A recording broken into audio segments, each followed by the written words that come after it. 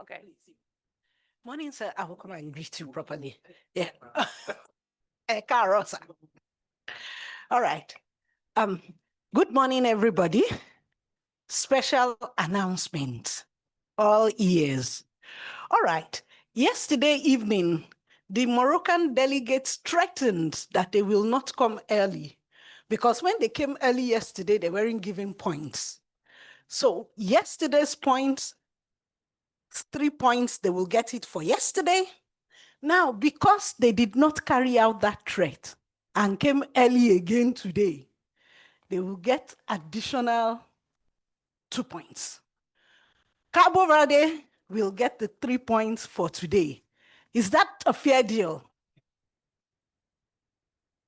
Is Gambia, are we complete? All right. And yesterday too. All right. So 2 points for yesterday for Gambia and 3 points for today for Gambia. Okay, great.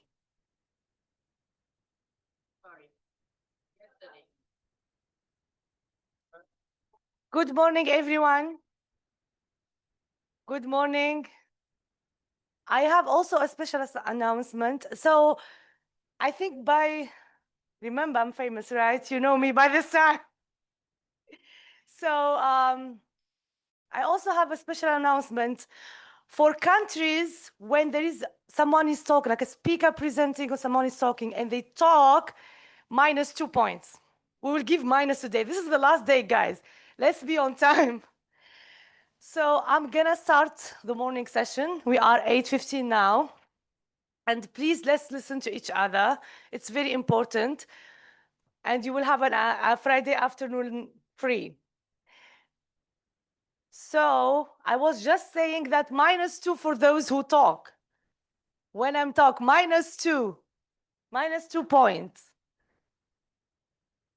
So as always, we start with morning reflections about yesterday. So who wants to share with us any reflection about yesterday, what they learned, if they have any kind of reflection? Otherwise, I will point out. Okay, Cap Vert.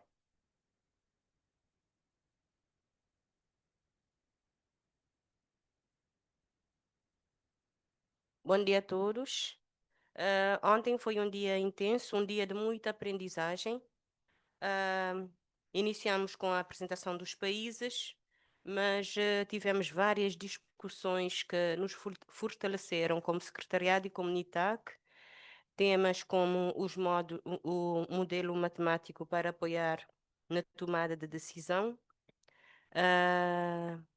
Também nós tivemos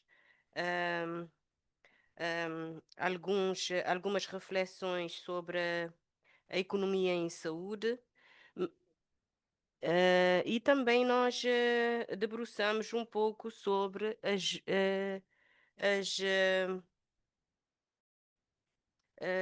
a experiência dos outros NITAGs, a partilha de experiência dos NITAGs da nossa região. À tarde, nós também tivemos uma sessão boa, onde realmente as pessoas partilharam um pouco sobre a partilha de projetos, né? Partilha dos financiamentos, os projetos a serem financiados.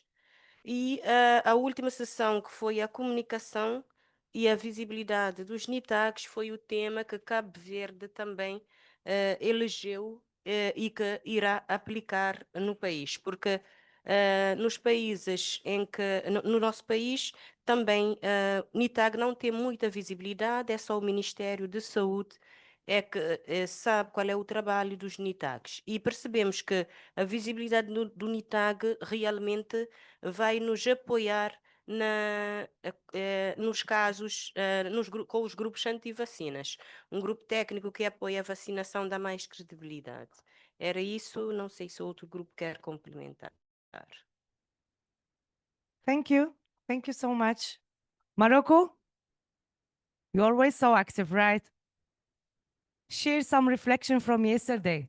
C'est la même chose, c'est ce que j'allais dire, c'est bon, c'est dit. Quoi, la même chose? Alors, par rapport à hier, c'était les concepts de base en économie de la santé, surtout l'évaluation du coût économique. Ils ont présenté les différents outils pour l'évaluation du coût économique, à savoir l'analyse coût-efficacité, l'analyse coût-bénéfice, l'analyse coût-utilité. Aussi, c'est la modélisation mathématique et comment on peut utiliser les données de l'économie de la santé pour participer à la prise de décision. Et ce que j'ai appris hier, c'est que par rapport à la discussion, que ça soit le critère médical ou le critère économique ou n'importe quel critère n'est pas le seul élément sur lequel on se base pour entreprendre une décision. C'est comme un puzzle, chacun va participer de son point de vue, de sa discipline, et c'est ça qui fait la force de GTCV. Donc voilà, c'est une équipe multidisciplinaire et chacun va participer avec son domaine d'expertise et c'est pour participer à la prise de décision finale. Merci. Magnifique, oui. Juste pour compléter, sans oublier la partie sur la communication et l'importance de la communication pour contrecarrer un peu les mouvements anti-vaccins et la nécessité d'être proactif dans la communication. Ne pas attendre qu'il y ait on va dire une mauvaise communication, des messages erronés qui passent pour agir et être plutôt proactif dans la communication pour montrer bien les bénéfices des vaccins et expliquer que les effets post-vaccinaux sont rares, exceptionnels et que la balance, c'est sûr qu'elle va beaucoup plus vers les avantages. Oui, c'est magnifique, merci. Les îles Maurice.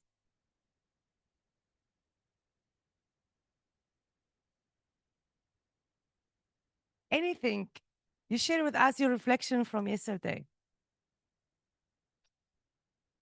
Yes, so I think the interesting part components yesterday was on the health economics side and looking at cost effectiveness of vaccinations and how different interventions can not only save lives but also to convince the policymakers regarding how investing money in vaccination immunization nationally can actually save them cost by reducing admissions in hospitals.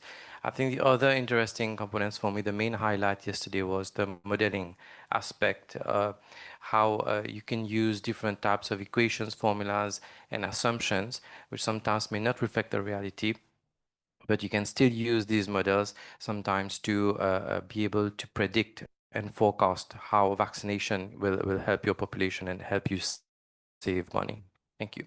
Perfect. Thank you so much. Okay, Gambia or Eve? Oui,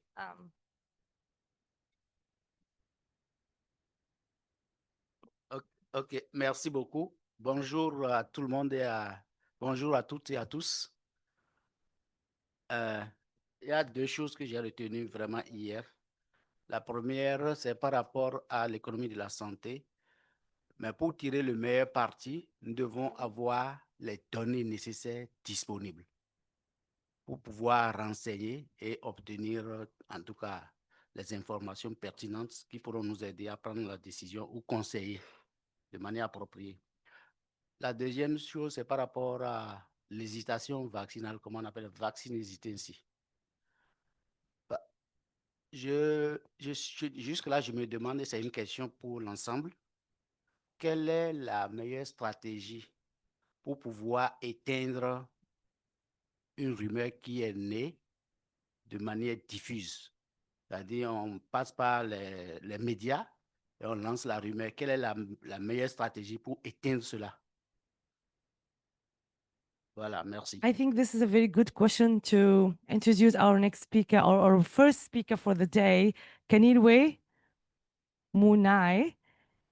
Remember when I talked to you about how important it is to collect our own data, consult with patients that they are the one that they will receive the vaccination, and like we need to learn about their concerns and all of that, and how it's important not to just do intervention from the high level of Ministry of Health and just do campaigns, but we need to collect our own data. We need to learn about what people think and feel and know about vaccines.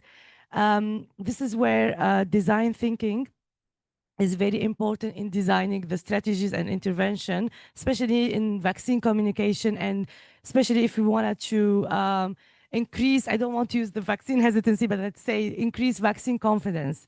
So let's welcome Kanilwe. She will take us through design thinking, and please let's pay attention and don't forget the -2, please. So you have 30 minutes, right?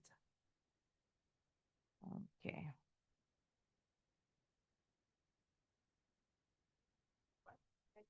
Yeah, you have 30 minutes. I put the. Are you sure? I'm sure, and I will stick to the time. I will give -2 to anyone who's talking, including you. You want to mic? Good morning. So, I am going to talk to you about something slightly different from what you've been hearing so far. Has any of you heard about design? Know about design? How many people know about design?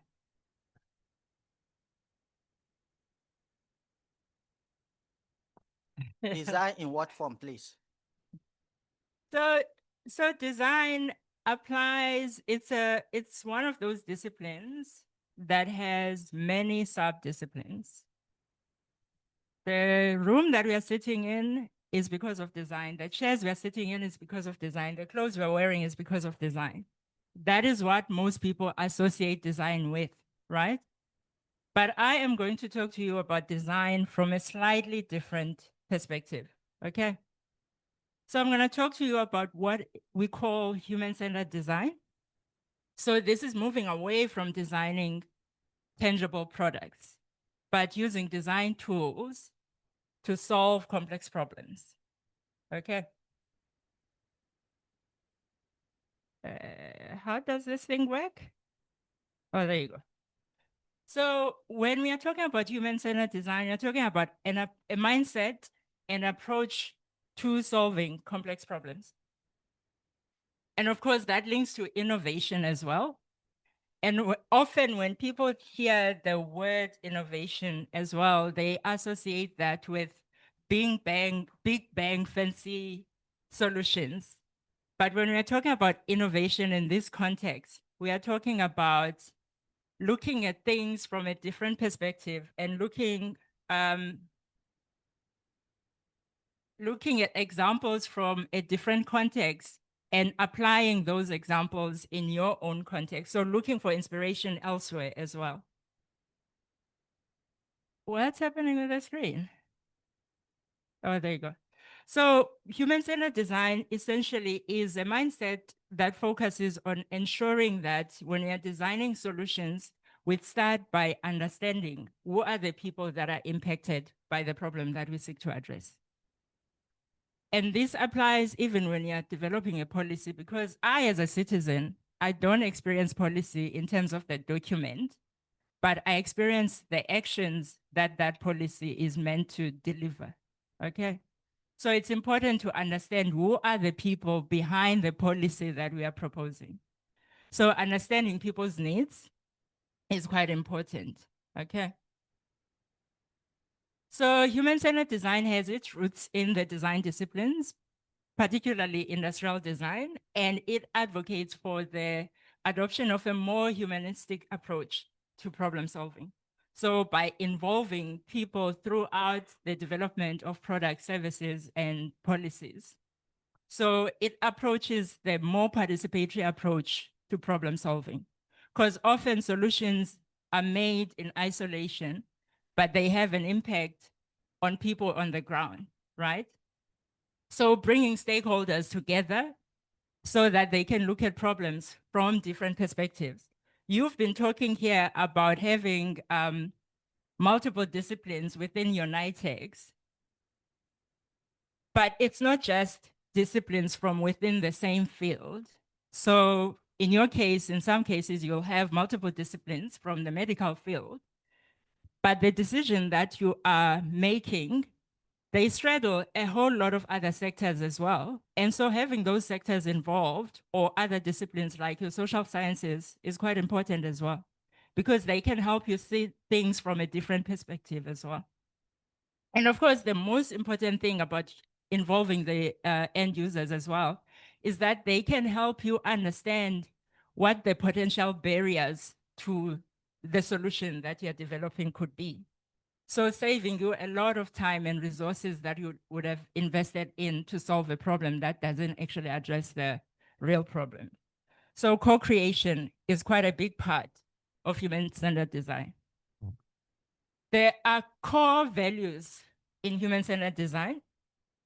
And these values, they actually motivate the teams, because human-centered design is not an individual activity, it's a team activity, right? And we embrace diversity of perspectives. And it's about ensuring that the teams are striving to develop meaningful solutions or impactful solutions. Empathy is one of those: radical collaboration, embracing ambiguity, optimism, curiosity, and working iteratively. And I'm going to unpack these individually.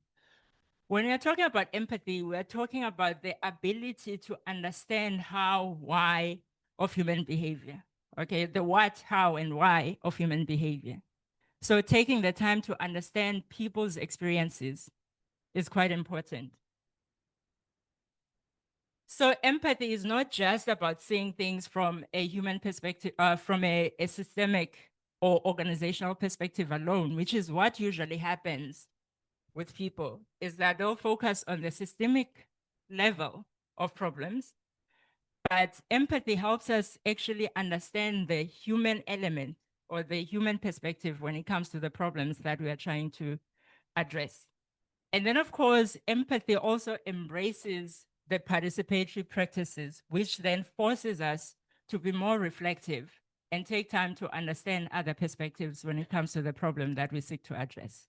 So by applying participatory practices, we get to learn to practice empathy. And empathy is also a skill that we all need to learn, okay? So it's not only a wonderful skill for understanding users, but it also applies when we are working in team environments, whether it's within the NITEG or any other team context where you find yourself having to work with other people. Because it creates better cross-cultural communication and management. It improves team morale.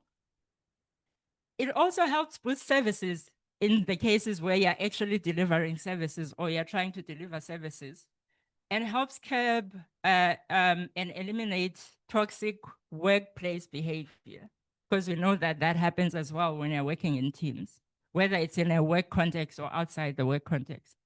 And when you have empathy, you also become a better leader, because you tend to take the time to understand people. Because when people are understood and heard, they behave better and they deliver better, okay? And then, of course, you build stronger connections as well when you have, when you build empathy within your team as well. And then, of course, another key element to human-centered design is curiosity. So when we're talking about curiosity, we're talking about seeing complex situations in a new light rather than validating preconceived ideas. What curiosity does, it pushes up against static tendencies that revert back to stereotyping or confirmation bias, but actually looks for information that helps us learn and better understand the situation from a human perspective, okay? And of course, curiosity is also about asking the right questions, because when we ask the right questions, we get answers to our questions, right? And we come up with better solutions, better proposals, okay? I don't know what's going on with the Zoom link here.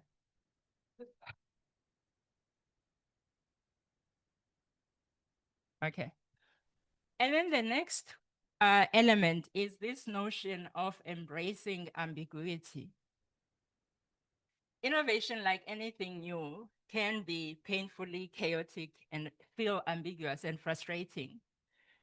But by embracing ambiguity, we are able to actually explore issues, explore problems, take the time to understand, instead of being frustrated by the fact that we don't have the answers upfront, be willing to explore and learn in order to arrive at clarity, okay?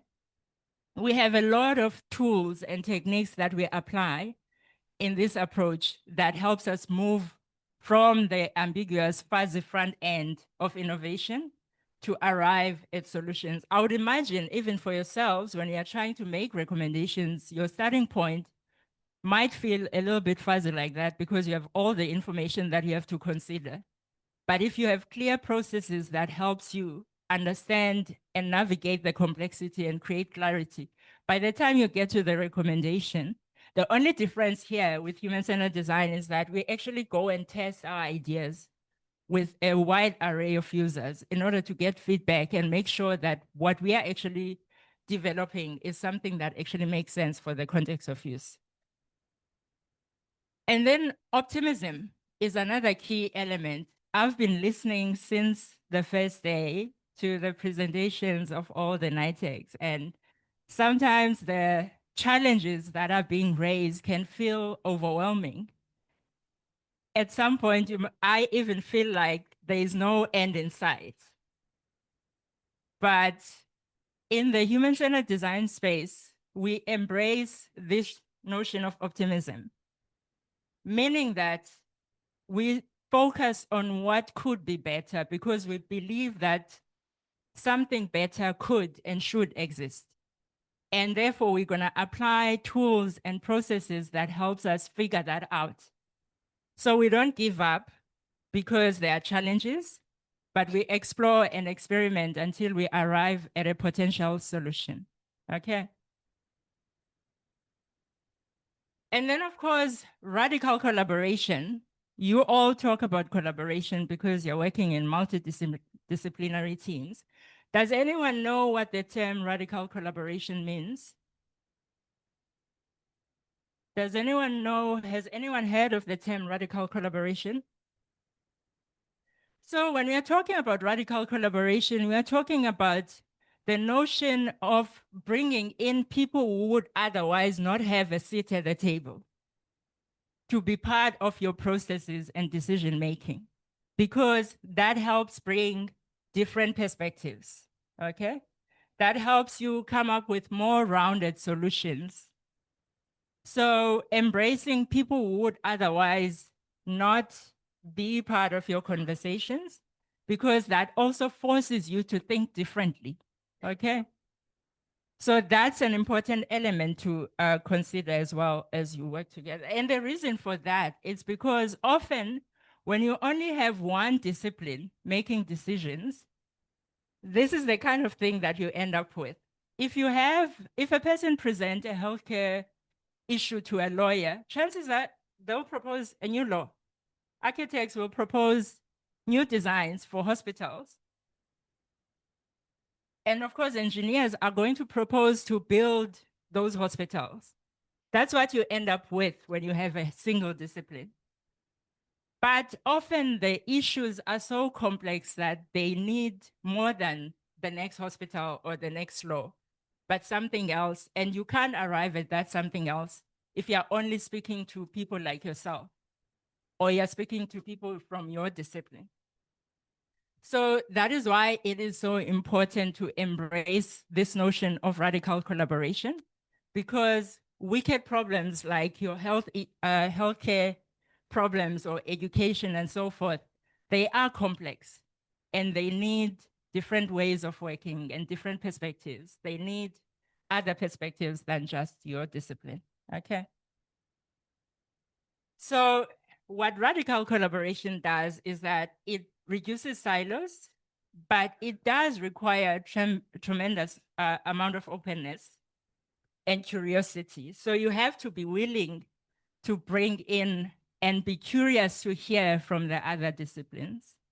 That is how you're going to be able to break down silos. That is how you're going to be able to come up with better interventions and better solutions, okay?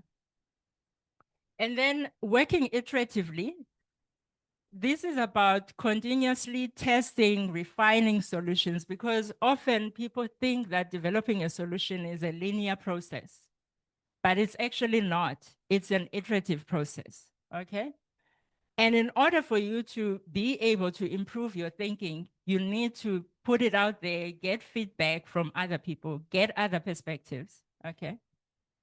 And this is where human-centered design uses systems thinking as well as one of the approaches, because it encourages this iterative way of working, of problem solving, and because it enables us to continuously evaluate and monitor what we are making, what we are developing, and make adjustments as needed.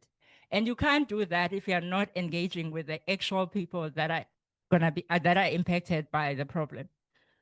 And of course, you'll see that in my slides, I have a couple of African proverbs as well, because I think they capture the essence of what I'm trying to say. Even though I might have a lot of words, Africans will always have one sentence that captures everything. And to get lost is to learn the way. And that is quite important when you're trying to develop solutions. Not thinking of solutions as a linear process or as a straightforward process, but as an iterative process. Because often the context that we work in is not the same context where the solution is going to be used. So it's important to get out of our comfort zone into the spaces where the solutions are actually going to exist in. And that information can actually help a great deal to develop better solutions. So I'm going to move on now to the process itself. So human-centered design is an approach. It uses different innovation processes. And the one that I'm going to talk about is design thinking. And I'm sure you've had a couple of times people talking about design thinking. So design thinking is the process that enables us to use a variety of tools and techniques from the design toolkit to help us first understand what the real problem is that we are trying to solve before we move on to the solution space. Okay? So typically, there is a lot of diverging and convergent thinking when we are trying to develop a solution. Divergent thinking means that we are looking for all sorts of information that we can get around the problem. So we are bringing in different perspectives. We speak to the people. We find other sources of information. And then we start trying to converge in terms of making choices from the information, from the evidence that we got. Okay? And once we've made those choices, then we reframe the problem that we initially came into the project with. And then we move into the solution space, which is again about diverging, creating a lot of possibilities in terms of generating ideas. And one thing that got me thinking as I've been walking around for the past couple of days, imagine if all of us here were to come together to generate ideas to the problems that you guys have been raising. Imagine the kind of solutions that we could end up with. Can you imagine that? Just to think about it, it excites me because there is so much capabilities on our continent and there's so much potential. It's just about changing our mindsets, okay? And trying different approaches that are gonna help us to come up with solutions to our own problems, okay? Moving on, because I'm also running out of time. Now the slides are not moving.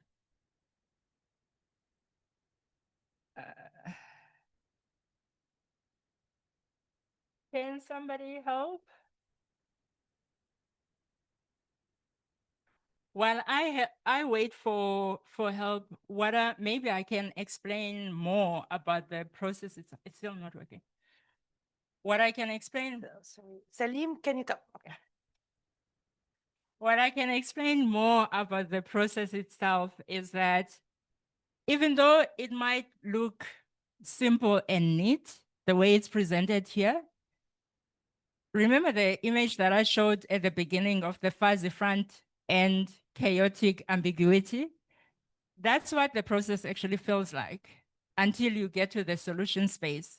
Often the problem space is the one that is very fuzzy and chaotic and frustrating at times because the information that you are inputting and getting, the different perspectives, sometimes are also competing, especially when you have multiple stakeholders that you are working with.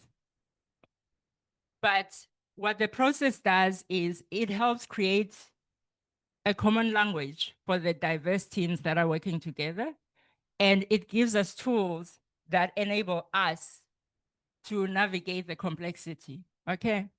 So the starting point with any innovation process is understanding the context and understanding the current needs and barriers. So understanding the people that are involved in the problem, okay? And once we've done that, it's only then that we can reframe the problem based on the insights that we got from the information that we got and the people that we spoke to. And then the second part of the diamond is the solution space, where we imagine opportunities to the problem that we've identified, and then evaluate and define our ideas. But the great thing about the process is that we can still go out and test our ideas and then refine the ideas before we move into implementation. By the time we get to implementation, we know that we have validated our ideas. We got solutions that we got feedback on in terms of their viability, desirability, viability, and feasibility, okay? And the second diamond, we call it ideation. So the notion of imagining potential solutions and then refining, prototyping those ideas. So meaning building models of what those solutions might look like in reality, and then refining them based on the feedback and the insights that you got from the users. And then you can move into implementation with confidence, knowing that you got feedback on your ideas, okay? And then there are some principles that guides us in terms of this process. The first one is this notion of being people-centered. That means considering all the people who are involved in the problem that you're seeking to address, understanding their lived experiences, understanding their behaviors, needs, and motivations, because if you don't do that, you might miss the target. And of course, that applies to the vaccination space as well, because often the focus is on the vaccine or the ailment, but actually there's a human behind the ailment. And understanding that human and their behaviors is quite important. And that's what's gonna lead to better interventions, okay? And then of course, finding the right problem, because sometimes we think we know what the problems really are, but actually there's a saying that's, there's an African proverb that says, it is who lives in the house who knows where the roof leaks. Meaning that the person who's experiencing the ailment knows better about it, okay? So that is very important to move away from this notion of just focusing on vaccines, because those vaccines are interacting with humans, and those humans have their own experiences as well, and understanding those experiences is what is important. And then thinking in systems is quite important as well. Often the problems that you're trying to address are interconnected to other problems as well. Often we think that because we work in the health space, we're just gonna focus on health issues. But health issues, education issues, social issues, all those things are interconnected. And so starting to moving away from the linear cause and effect approach to thinking in systems is quite important. And especially when it comes to complex problems like the ones that you guys are seeking to address. So instead of focusing on individual behaviors and beliefs, systems thinking helps us identify the, not only identify, but also address systemic issues, especially when it comes to issues like vaccine hesitancy. That is quite important, or low uptake. And again, understanding why people are hesitant about vaccines is what is going to help you come up with better solutions. Often we think we know why they're hesitant, but until you speak to the people, that's how you're going to know why, okay? And of course, you might find that maybe they have trust issues when it comes to health professionals, or they never received accurate information. There's all these different things that might be the cause of people becoming hesitant. And then the other key principle to the process is the notion of experimentation. So trying things out before you implement them fully is quite important, because often we will invest a lot of time, resources, and money on something without testing it. And then we are surprised as to why we are not getting the results that we were targeting. It's because you didn't test it to get feedback and to see whether it is desirable, it's viable, and it's feasible. And so experimentation enables us, even from a policy perspective, experimentation is important because I, as a citizen, I don't experience the document or the policy recommendation. I experience the actions behind the policy, the activities behind the policy. So you can actually create activities that you can test to see whether what you're proposing is actually going to work in the context of use. And the reason why we experiment is because sometimes we have beautiful plans in our thinking that we think are gonna go from the plan to the solution, but the reality is often different. That is why experimentation is so important. And also in a continent where resources are scarce or limited, experimentation could also save money because then you're not investing in something that you're not sure whether it's gonna work or not, okay? So I just wanna share, before I share this example, Ben, I think I'm gonna start with you, maybe sharing one example of how design thinking has been applied by your organization. And you have a minute to do so. And then I'm gonna share other examples. I have two other examples that I'd like to share.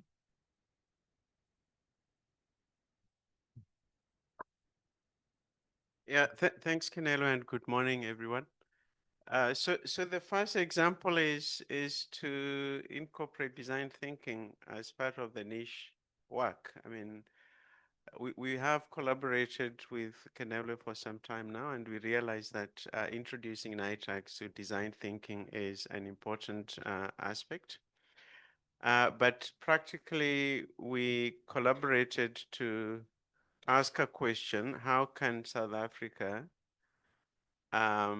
immunization program enhance vaccination coverage in an evolving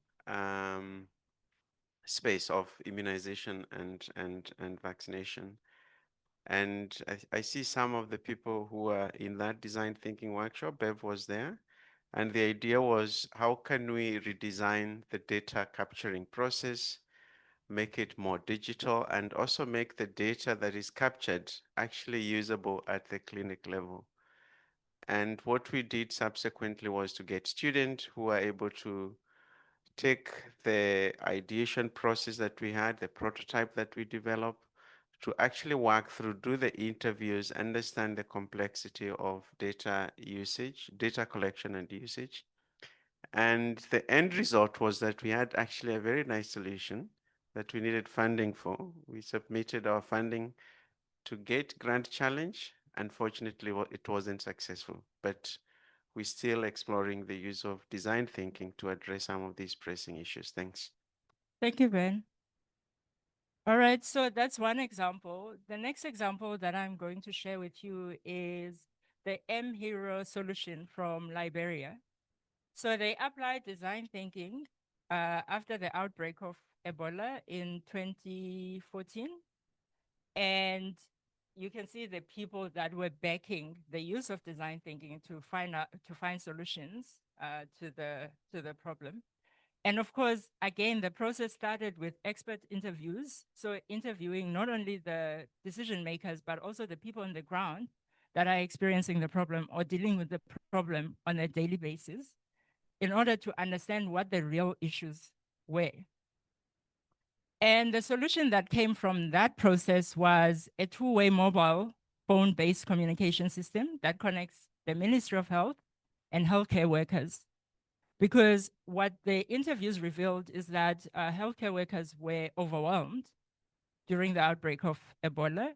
And also the information, you have the ministry maybe based in the cities, and you have the healthcare workers who are on the ground and are not receiving the information in a timely manner. And so connecting these two so that people are able to make decisions on the ground with real information. And what has been interesting is that this solution was developed in 2014 during the outbreak of Ebola. And then during COVID-19, other countries started adopting the solution as well and started using the solution. Countries like Guinea, Mali, Sierra Leone, and Liberia also started using the platform.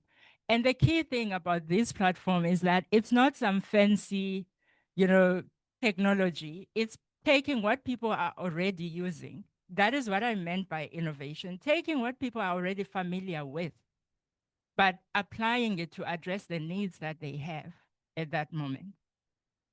So not developing new tech or developing new website or whatever, just capitalizing on what people already have, okay? So that's one example. And thanks. Oh, I have 15 minutes, that's wonderful. So the other example that I would like to share is, again, so this is an example from India, a vaccination toolkit. What was observed by the innovation team is that it takes multiple bags and one big heavy insulated box to carry the necessary tools for people to be able to do immunization in rural areas. And working with healthcare workers, interviewing them to understand the situation and spending time and following them as they do their work.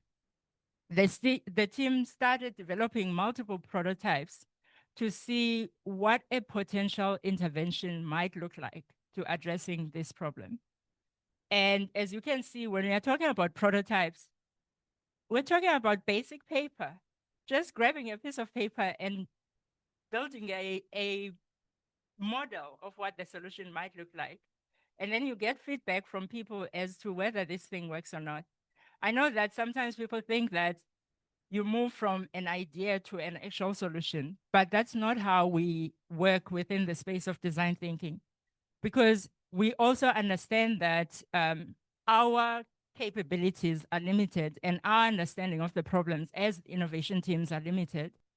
And so by speaking to people, we actually get their perspectives on whether this thing is going to work or not. So in terms of the solution itself, it's a portable mobilization package that the workers can actually take to the villages. And they added an element of a dashboard, and they took into consideration issues of hygiene, because often these people are in spaces where there is no access to water and sanitation and so forth. And of course, the cost involved to developing the vaccination toolkit, or the vaccine service delivery toolkit, is $52. So the final product looks like this. So it's a bag that they can carry around. They don't have to carry multiple things. So you're making it easier. So the focus, the user in this space, was the healthcare worker, because she was the one, or he was the one, who was experiencing all these challenges, having to carry all these multiple tools and bags and stuff, and then still have to do paperwork. If you do that, obviously there's going to be room for mistakes, because as humans, if we have to do multiple things at once, then you end up with data that doesn't make sense or that is full of errors. Whereas by developing an intervention where everything is in one place, you're making it easier so it's about understanding who the user is of this thing. So here, the solution was not necessarily for the end person or the people being immunized, but the healthcare worker, okay? So basically, what I'm trying to help you understand here is that this process can be applied at different levels, okay? And then the last example that I am going to share is a project that we did in Malawi. And again, what I'm trying to emphasize here is the importance of understanding your users and understanding, because sometimes we make assumptions about things that we don't have experiences with. So the team here set out to redesign the experience of caregivers of children between the ages of 12 months and 59 months when accessing routine immunization services at an outreach clinic in a community setting in rural Malawi. What was interesting about this project is that when we initially started, you can imagine the frustration from the decision makers and healthcare workers. They had their own reasons as to why people are actually not coming to get the services. But when we spoke to the people, there were a couple of issues that came up. One was the waiting time that they basically have to spend an entire day waiting to be serviced. And then, of course, the fact that they needed to pay for the services.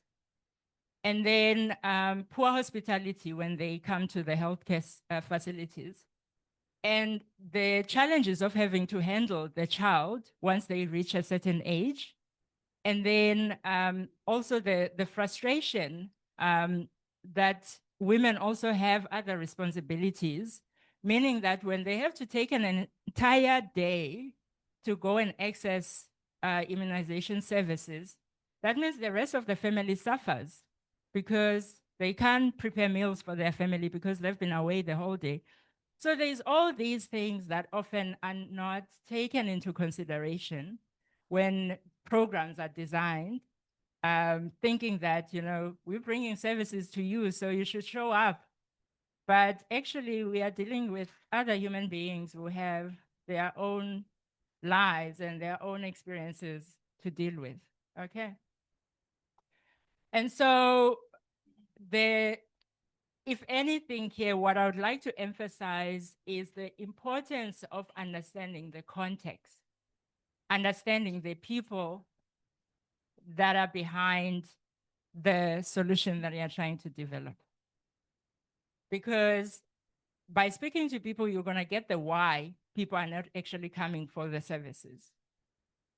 And also, it's important to realize that the only way you can fully understand people's experiences is by getting their perspective, okay? And so to wrap this all up, just to re-emphasize that design thinking can be applied in the vaccination space in different ways, including optimization of the delivery itself. So the process of delivering the immunization services to communities, you can innovate around that.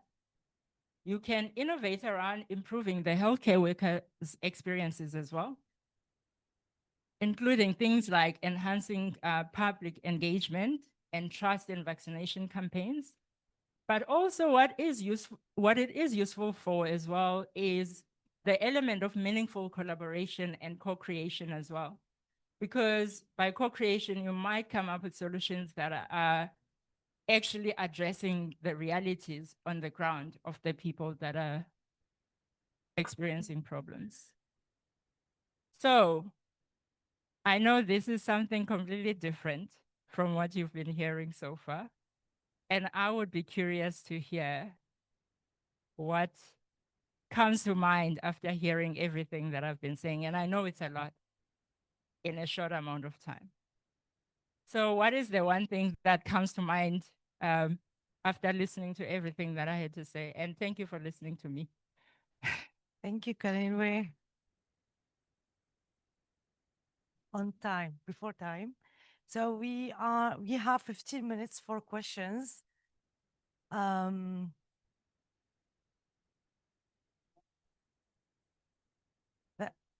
That's a good strategy to keep things on time. Any questions? Are you still sleeping?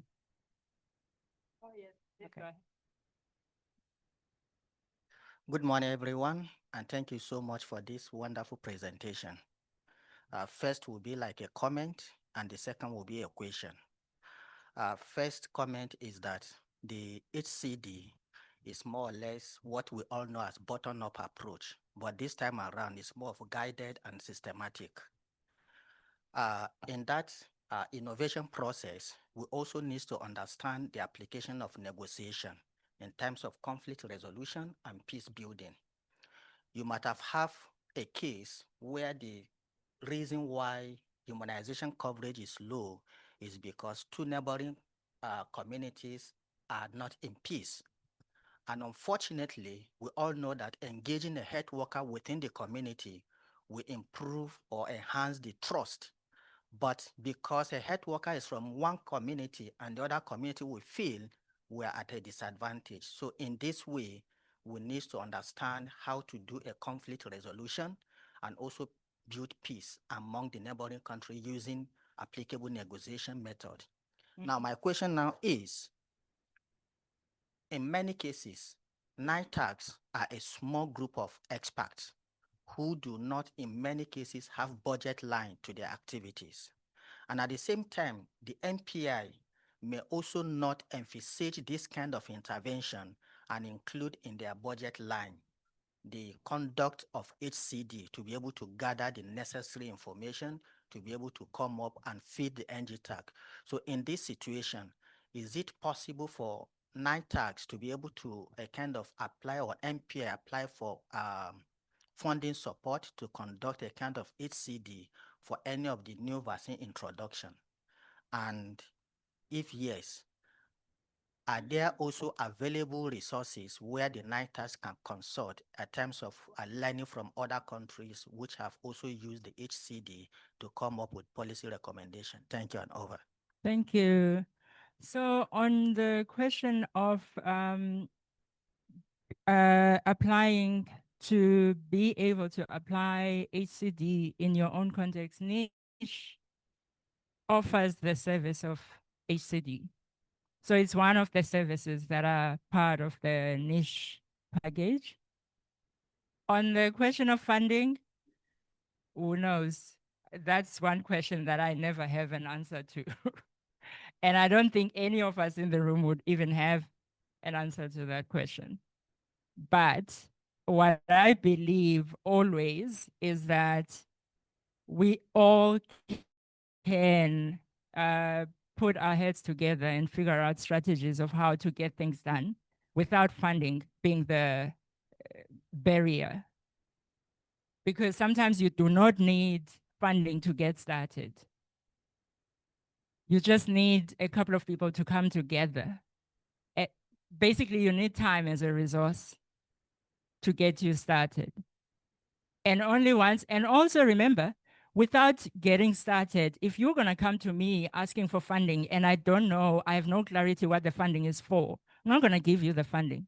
But if you get started, you build a low fidelity prototype, you get feedback on that prototype, you have evidence that you're bringing to say you need support, then chances are I'm gonna give you funding. But with no evidence, no, you're not gonna get it. All right? Any other question?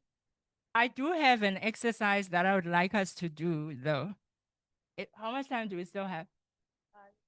Have, let me calculate, 10 minutes? Okay. Okay, 10 minutes should be enough. So now that you've heard me talking about human-centered design, I would like you to take the time to think about, I shared the links yesterday with all the NITECs, the mural links.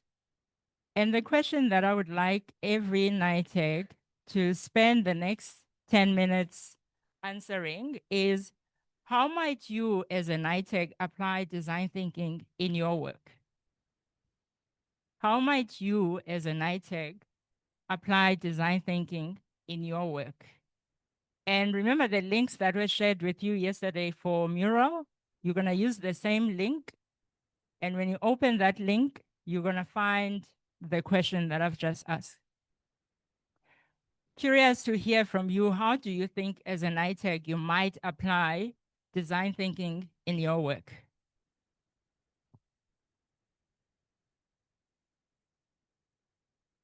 Solution time.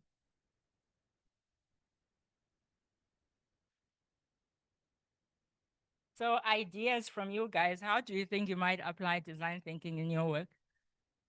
And do let me know if you can't access the link. And remember, you enter as a visitor. You enter the link as a visitor.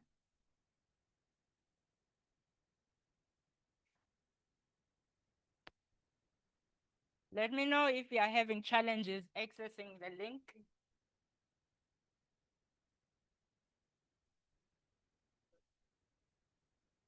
I know you probably didn't get. Yep. Enter the book. Enter the book. Yep.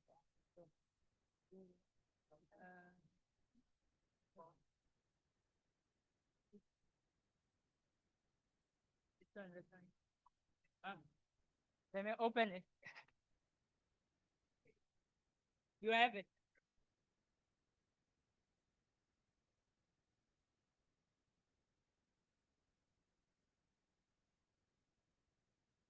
You have it. Okay. You can increase it. Yeah.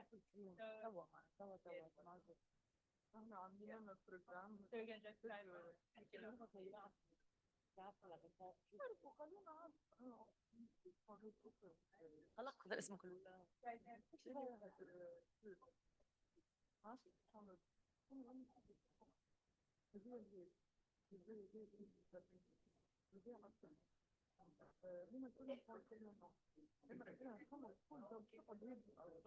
You guys have the link?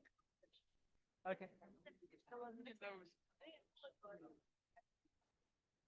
Enter as a visitor.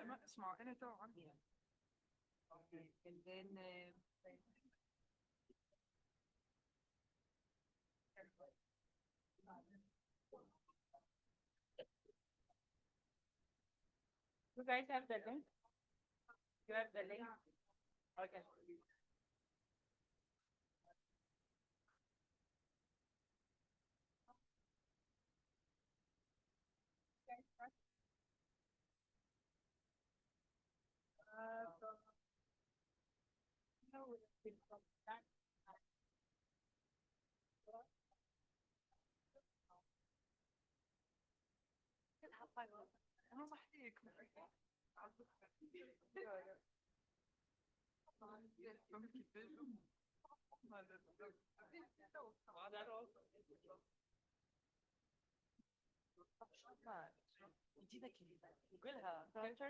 How do you write that?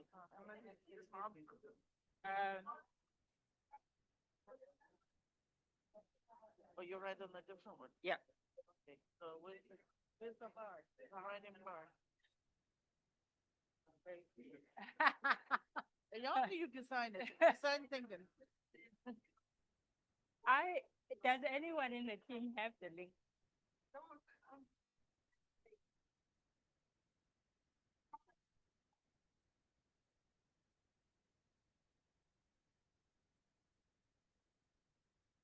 Oh, there it is.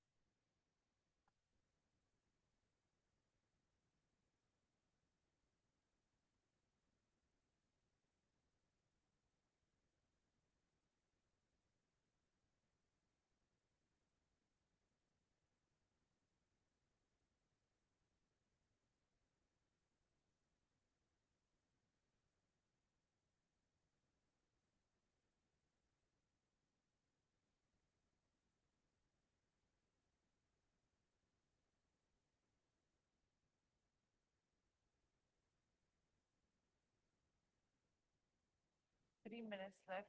Fine. Fine, put the-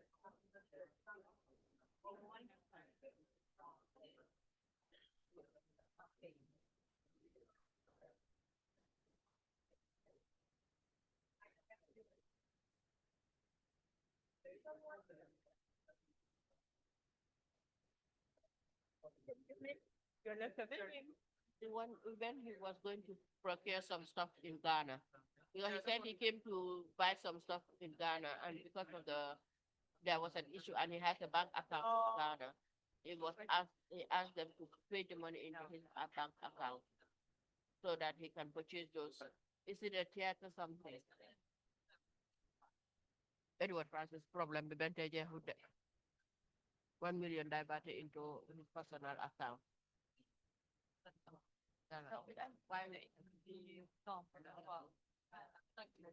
All right, everybody.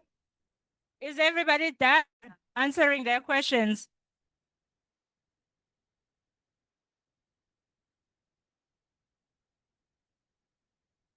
Is everybody done?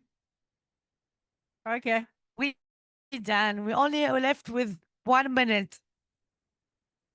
Okay, she says you have 1 minute.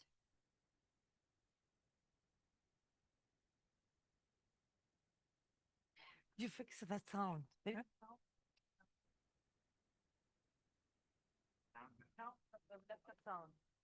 An echo.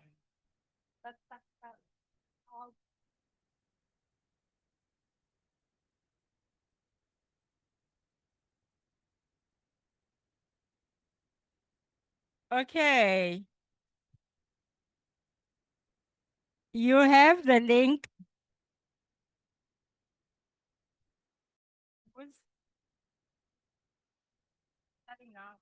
Yeah, in 5 minutes. Okay, you have about 3 minutes. 3. Yeah. Cool. I developed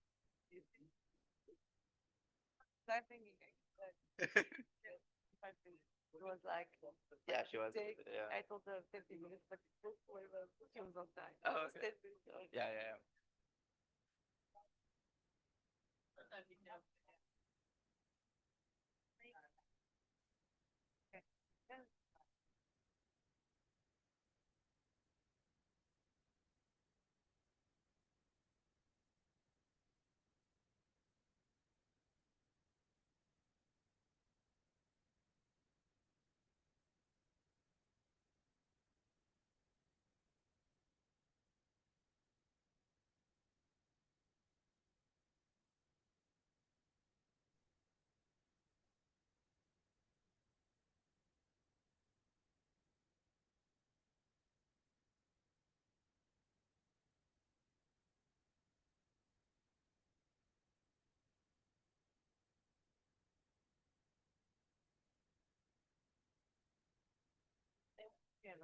Huh? No, there's no sharing. I was hoping that we'll have time to share, but no, we're not going to have time to share, and that's fine. Well, some countries have put quite a lot. That's fine. All right, everybody. In the interest of time, you have the link open. If anything else comes to mind, you can always go back and edit.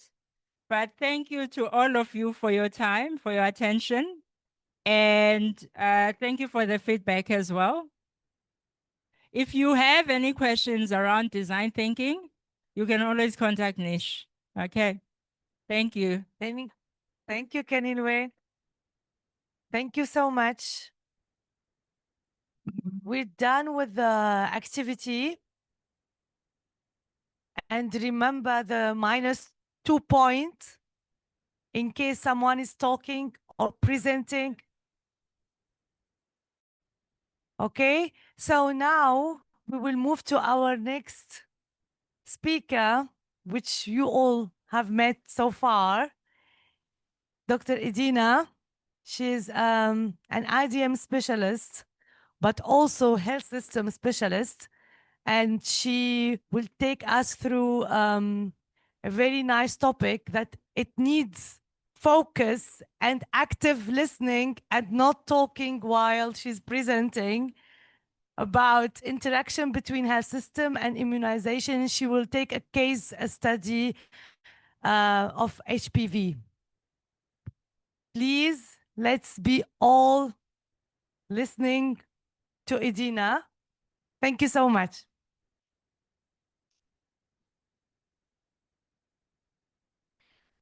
Right. Good morning. Good morning. So by some strange coincidence, Kinelwe and I are coordinating. And I'm not sure how that happened, but I think I have two suspicions. The first one is that one of the secrets to our success at Niche is that we are very in sync. So we didn't need to speak to each other to know that we're going to wear black. But if you don't believe me, you can turn around and look at Greg. Greg, could you please stand up? You'll see that Greg is also all in all black. My second suspicion is because what I have to share with you this morning is actually quite related to all the great insights that Kenelwe was talking to you about with regards to design thinking. And so I've been asked this morning to speak to you about some of those health systems considerations that come into play when you as NITAGs are making your recommendations, either on introducing new vaccines or considering switching from one vaccine type to another or switching to another schedule, whatever your work entails. And what we're interested here in is in the interactions between health systems and immunization programs. But perhaps before I continue, what is our understanding of health systems? Yes, please.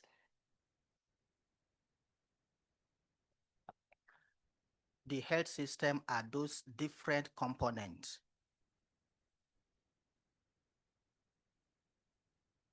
The health system are those different components that bring together to enable effective service provision, utilization, access, and safety of both resources, property, and lives. Thank you. Thank you. Any other considerations? What do we understand by health systems?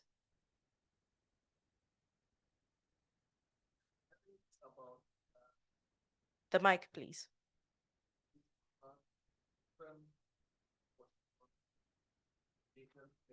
It's not on. Different players in the health system, like the ministry, non-governmental organization, private, entities, associations.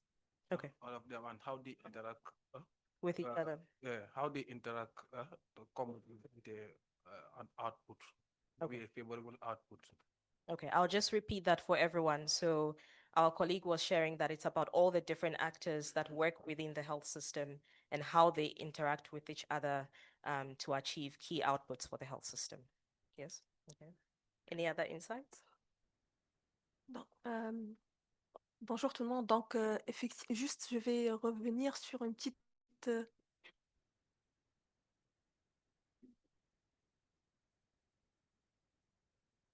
petite différenciation à faire entre système de santé et système de soins, health system or healthcare system.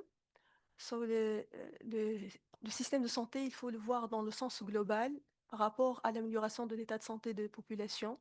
Donc, c'est au-delà du système de soins pour englober tout système qui peut améliorer ou promouvoir la santé des populations. Voilà.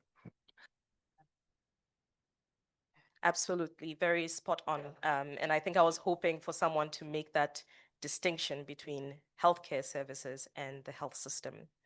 And I suppose my second question is, what is your role in the health system? I'll take a suggestion from Guinea. Ok, merci. Personnellement, au fait, moi, mon rôle dans le système de santé, c'est vraiment élaborer tout ce qui est politique et stratégie, permettant l'accès à la vaccination à la population, en fait. Absolutely, very true. Any other role that you play in the health system?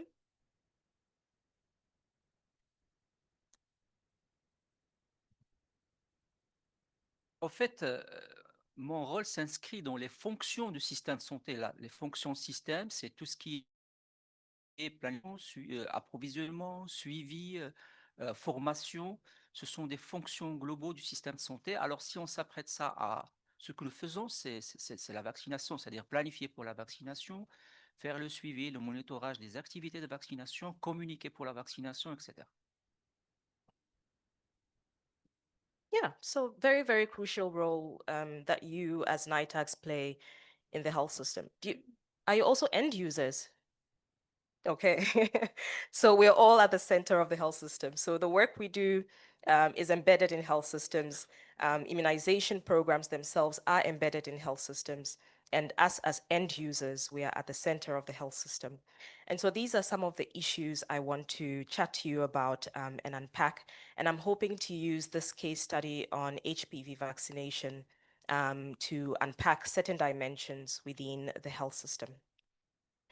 All right, so moving on. As we discuss these aspects, what I'm hoping you would have at the back of your mind is this particular question. I'm hoping that you will be thinking about how you as NITAGs incorporate research evidence on health systems determinants in your evidence decision-making or your policy recommendations. So now to our case study. I would like to introduce you to the gentleman on the slide. That is Josiah. And sitting right next to Josiah is his daughter, Anna. Her best friends, her name is Annabelle, but her best friends call her Anna. And this morning, you are also her best friend, so you can call her Anna. Josiah is considering the HPV vaccine for Anna. And the reason why he has this sudden interest in the HPV vaccine is that earlier this morning at work, a colleague who had been missing from work for some time called him aside and shared some devastating news. She told him that she has just been diagnosed with cervical cancer, and she's quite shaken by the diagnosis. And she also tells him that during her discussion with her oncologist, the doctor made mention that it's quite unfortunate that when she was young, when she was an adolescent, she didn't have access to the HPV vaccine, because if she had, they wouldn't have been having that discussion in his visiting room. So Josiah is quite concerned for his colleague, but he has other concerns. So when he gets home, he goes straight to his PC and he goes straight to Dr. Google. And he Googles HPV and cervical cancer. So let's have a look about some of the things that Josiah has just discovered about HPV and cervical cancer. Josiah has just become aware that HPV can be transmitted through sexual contact. He has also just discovered that HPV is a primary cause of cervical cancer. Worryingly, he has also found out that every 90 seconds, a woman unfortunately dies of cervical cancer. And so in the past 10 minutes that we've been having this conversation, you can imagine how many women we have lost to cervical cancer. Josiah has also just become aware that cervical cancer is one of the leading causes of cancer-related death among women in Africa, where he and Anna live. And lastly, he has found out that this HPV vaccine that his colleague mentioned is recommended for pre-adolescent girls in order to protect them against cervical cancer. So how do we feel about the information Josiah has just found out from Dr. Google? Good or no? Good? He's on track? Okay. So Josiah has done his own research, as many of our communities did during the COVID-19 pandemic, and he has found information for himself. So based on this information and what he heard from his colleague, Josiah decides that Anna needs to receive the HPV vaccine, and in fact, she needs to get it now. But there are several factors within the health system that will determine whether or not Josiah will be able to access the HPV vaccine for his daughter. And a lot of these factors actually are related to whether the vaccine is even available in his country. Second of all, whether the vaccine is affordable if it is available, if Anna is eligible, whether the quality of the health services are in fact optimal to ensure that Anna is able to receive the vaccine when she needs it, and issues around the capacity and capability of the healthcare workers.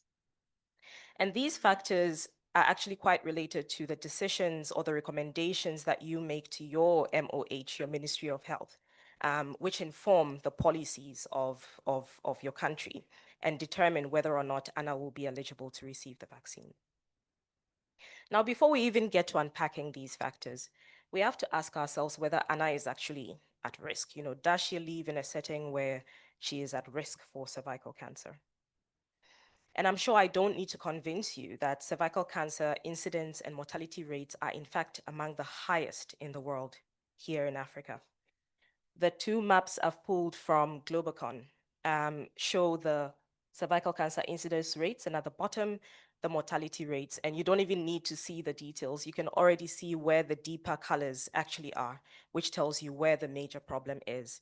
And it's in the region where Josiah and Anna actually live. So we do have a major public health problem on our hands. What about the availability of an intervention? So this map here is showing you the global progress on implementation and performance of nationwide HPV vaccination programs. And you would see that the region, the continent of Africa is fairly not colored in.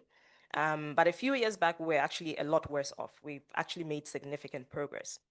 But in terms of coverage at the global level, just over a quarter of age-eligible girls have received at least a single dose of HPV vaccine, in which case we are not doing very well when considered against the seriousness of the burden of disease that we have on our hands.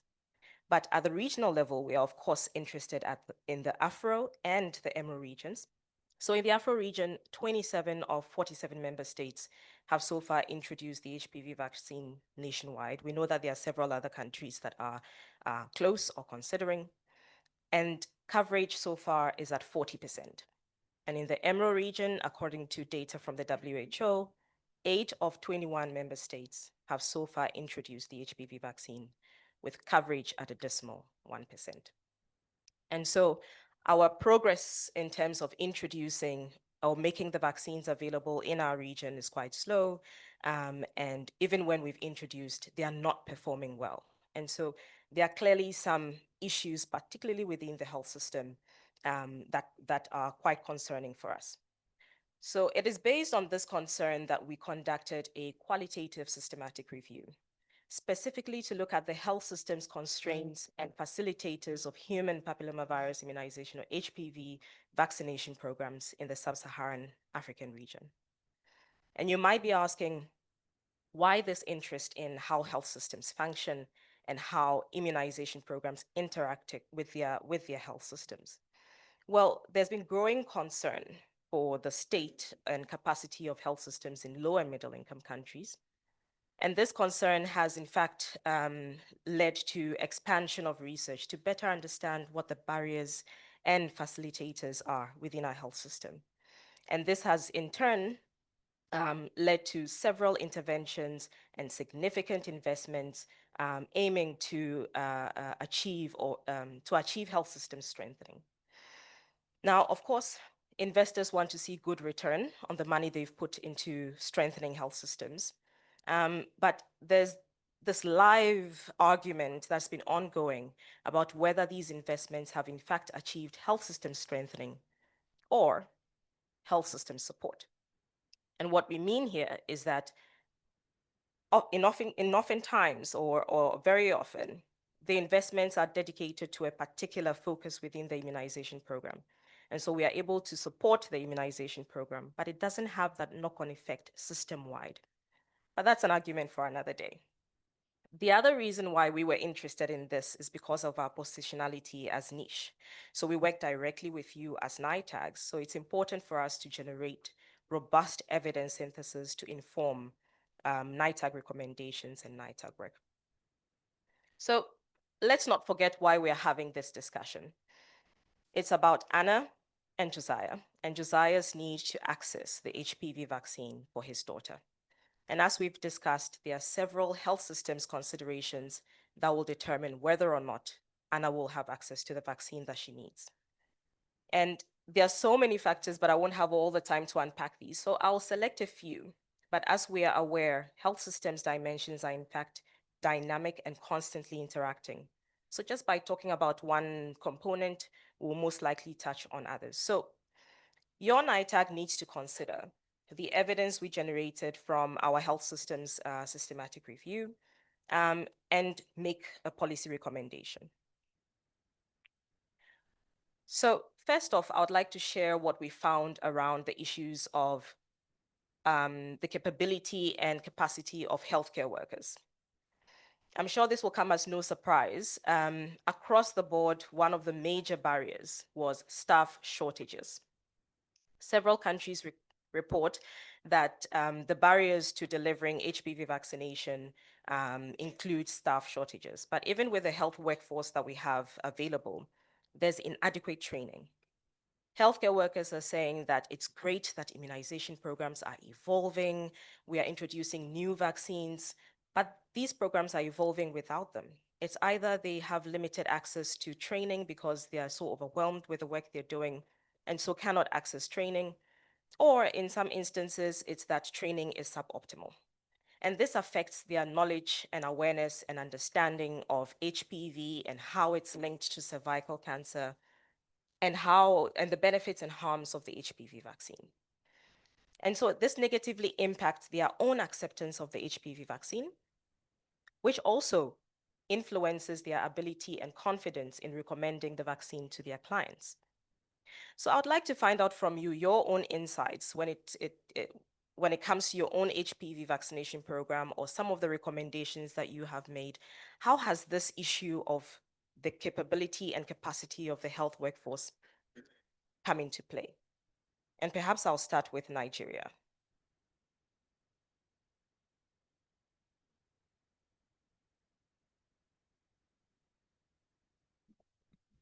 Well, thank you very much. Just as you have said, really there is paucity of knowledge regarding the HPV vaccine among healthcare workers. Though I'm not sure if any study has been done to verify that statement. However, what I have noticed personally is that the healthcare workers where I work do not routinely recommend the HPV vaccine, probably because apart from the lack of knowledge, it's not available in the workplace for the healthcare workers to send the patients or the clients that come into the hospital. So I think, like you rightly said, there is need for us to educate the healthcare workers of the importance of the vaccine, because they are the people that the patients first come into contact with, and they are actually the ones that will be required to recommend these vaccines for the patients. Thank you. Thank you very much. So maybe as a follow-up, did these factors come into play when you were making your recommendations for introduction of HPV vaccine into the national immunization program? Yes, it did. And the reaction was really not good from the beginning. There were a lot of media influences and then religious and cultural influences as well, because it was thought by the public that the HPV vaccine actually causes infertility. And if we had actually educated the healthcare workers, they would have given it as a health talk to our patients when they come, and the knowledge would have been disseminated that it's actually to prevent cancer. It has nothing to do with fertility. In fact, one of the pioneers of the HPV vaccine, when the HPV vaccine was launched in Nigeria, she actually mentioned that her daughter had the vaccine and she has just delivered, but still it didn't have an impact because there are strong social media people that were against it before it even reached the end users. Thank you. Perfect, perfect. Thank you so much for sharing that. And maybe I could turn to South Africa. We've had the program for quite some time, since 2014. How has this issue of health worker capacity come into play in your recommendations as the NITAG, or at least in terms of the evolution of, and the maturity of the HPV vaccination program?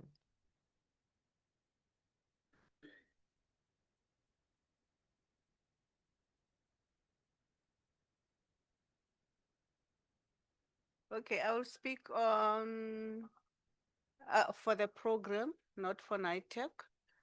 There are no challenges with regard to health worker capacity, and but what we have realized, what we have identified as a challenge is because we are doing it as a school-based program. So when we are doing it at in schools, we need a consent from parents, and we have seen a low turnaround rate of consent forms that has impacted negatively on our coverage. But in terms of health worker capacity, really, we don't have a challenge. And last year, because initially we're doing it, we're only giving it to within the public schools and special schools. But last year we expanded it to include the private schools and independent schools through the recommendation from NITEC. Okay. And the reason we don't have issues with health worker capacity is because we have excellent training programs, or that we are ensuring that we keep recruiting and retaining the workforce? Yes, I think it's those reasons that we are really training and truly speaking, on a health worker capacity, I don't see any challenge. And especially now that we also have the new online training, which is through the Knowledge Hub, where we are able to target more than 1,000 health workers at a time. So we really don't have a challenge on training issues. Thank you. But the challenge is the consent forms. Okay. Yeah. All right. Thank you very much for sharing that. There was a hand from Morocco. Bonjour. Alors, si je relais l'expérience du Maroc concernant le rôle que peuvent jouer les professionnels de santé, notamment dans la vaccination contre le HPV, juste un petit rappel aperçu, la vaccination contre le HPV a été introduite en octobre 2022. Donc, on a fait une préparation préalable, des études d'acceptabilité, de faisabilité, etc. Et même un plan de formation qui a été fait et exécuté. Mais lorsque la vaccination a été lancée, ça ne marchait pas. Donc, il y a vraiment, les taux de couverture étaient très, très faibles. Et nous avons réalisé des visites terrain pour comprendre pourquoi ça ne marche pas. Est-ce que c'est un problème de communication ou d'acceptabilité? Alors, ce qu'on a trouvé, c'est que la première barrière, c'est la réticence des professionnels de santé eux-mêmes. Donc, ils n'ont jamais intégré cette vaccination dans le programme de vaccination. Ils ont considéré que vraiment c'est une vaccination à part, eux, et il n'y a pas une redevabilité pour améliorer le taux de couverture. Et quand on va en profondeur, on voit qu'il y a une interférence entre l'opinion personnelle du professionnel de santé qui influe de façon négative sur la promotion de cette vaccination. Lui, il n'est pas convaincu, alors bien sûr, il ne va pas convaincre les autres personnes. Et ça nous a donné vraiment un angle d'attaque un petit peu particulier, c'est aller se focaliser sur le professionnel de santé. Et infini, on, on a jugé que la formation qui était faite initialement n'a pas répondu à 100% aux demandes, aux questionnements des professionnels de santé.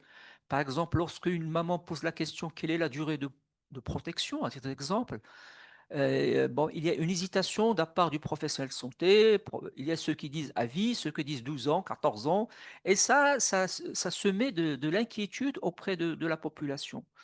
Et cela nous a amené à revoir, à repenser notre formation autrement sur la base de ce diagnostic. Merci. Thank you so much for sharing that. So I think basically what we're all saying is that it becomes a huge barrier if the actors that are supposed to be driving the program are in fact hesitant themselves or not as knowledgeable. And I think this has some implications for the next dimension that I want to talk about, which is about the health service delivery and the quality and effectiveness of the health service delivery. So in our review, we looked at the different models of delivery. We looked at what is what the evidence is saying is the most effective strategy, and what challenges exist in terms of how we deliver these vaccines.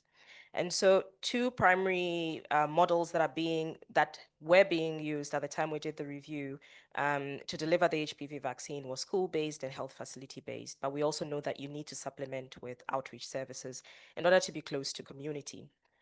What was shown to be the most effective was the school-based approach, because you knew where to find girls.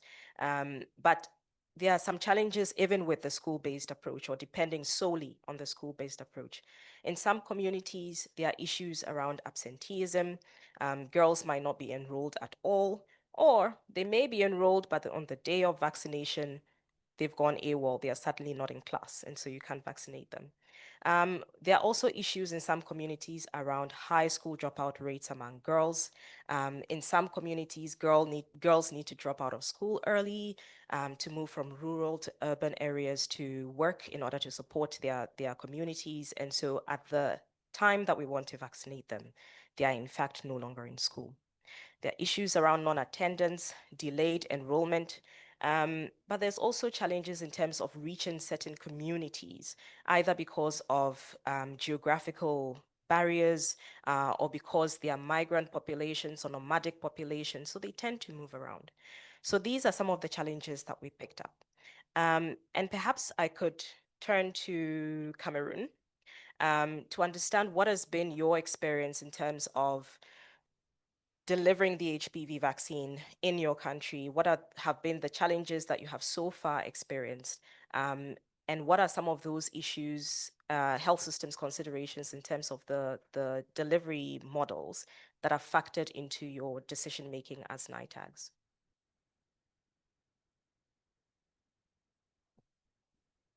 Okay, thank you. For Cameroon, at the introduction of the vaccine in 2020, which coincided with the peak of COVID-19 pandemic, already creating a big problem for us as far as the introduction was concerned. So the plan was to go with all the strategies, go to schools and the community as well. But resources at the time were diverted more towards managing COVID-19 than an introduction. And so training did not really take place as it was envisaged. And so the lack of training of the people of the Ministry of Basic Education, Ministry of Secondary Education, led to an underutilization of that model. So we focused more on delivery of HPV vaccines at the level of the health facilities. But what actually happened even at the level of health facilities is that just a couple of people per health facility were selected for training. And so even within the vaccination unit, you may have just one person who was trained officially, and we're expecting that this person maybe is going to train the others, or at least brief them on what is supposed to happen. And so as such, we had a lot of people both at the health facility and out of the health facility who were not trained and who did not understand the intervention. Mind you, we had done a pilot in 2 districts in 2014 before getting to this introduction in 2020. And so on the basis of that, we had a lot of resistance. We had a lot of issues. The church came in strongly to oppose the vaccine. In fact, there was an official communication from the Catholic Church, kind of the conference of the bishops of the Catholic Church, that was officially against this vaccine. And so when you look at the number of health facilities that are faith-based, which refused the vaccine because of what was happening with the Catholic Church, and you look at the number of schools as well that are faith-based, which did not accept vaccinators to come in. A second issue that we had was that at the time of introduction, it was discussed that we should have some kind of informed consent, that parents should be able to give their consent for these children to be vaccinated. And the issue was that rather than this helping, it created another problem. The parents were saying, you're vaccinating children against polio, you've never asked us to sign a paper. Suddenly you want to vaccinate our 9-year-old daughters, you want us to sign a paper. And so this must surely be because you have an ulterior motive. And this became so scandalous, and people used all of this and amplified it on social media. and we had major issues. It's only when we did carried out some evaluations, some surveys, and realized that we had problems at multiple levels, beginning from the healthcare workers, like someone was saying here, and then the population at large, that we started adapting measures to respond to the needs of each of these groups. And now we are facing a reduction in the initial resistance that we faced against HPV. Thank you. Thank you, thank you. And thank you so much for bringing the issue of how COVID kind of put a spanner in the works, and the issue of religious and faith-based organizations. But this issue of consenting, as our colleagues from the South African NITAG were sharing, you know, it's sticky, it's touchy, and it comes down to how our systems are designed and how our services are also delivered. And we need to look at this critically to understand what would be the best and most effective approach to reach our girls. Let me check with the chair, because I am running out of time. But chair, I do have 10 minutes for questions. Can we use that? Yeah, sorry. Sorry. So we can use that. We will have. So are you done? We will have No, I'm not done. Oh, I'm just getting started. No, we can use the questions time. We'll wrap it up and then use the questions time. yeah. I want to have some time for questions. Okay, but you have 10 minutes. Okay, very quickly, please. So thank you so much. Our Cameroonian colleagues' experience from Nigeria is this. Consent was directed to only private schools, while in the public schools is notification to parents. Now, when a private school decided that the children in their school should not be vaccinated, we asked the proprietor or proprietress to write a letter to the Ministry of Education, copy the Ministry of Health, why the vaccination did not take place in their school. And they, knowing the implication that in the next phase of renewal of their license, it will count against them. So most of the proprietors begins to fall in. So what they do is that the information is not sent to the parent in terms of consent. They just copy the letter and dump. No more, no less. So what we did is that to follow each of the proprietors and proprietors to explain the letter and also tell them the importance of vaccine. And that way, some of the parents begins to give consent. And the most sticky thing we noticed, majority of the teachers in school are anti-vax. So they hide under the pretense that the parents don't give consent. So when the team goes to that school, okay, let us speak with the this parent PTO chairman, and you begin to see how the proprietors or the HM will begin to dodge because no information is even discussed at PTA meeting. So these are the platforms we engage in Nigeria and was able to have some level of improvement. Thank you, and over. Thank you. Thank you for sharing those best practices. Very, very important comments. And I suppose just one more thing. So what if I said Anna was born with HIV, and she's currently living with HIV? What considerations have been made in our policies for girls living with HIV in terms of HPV vaccination?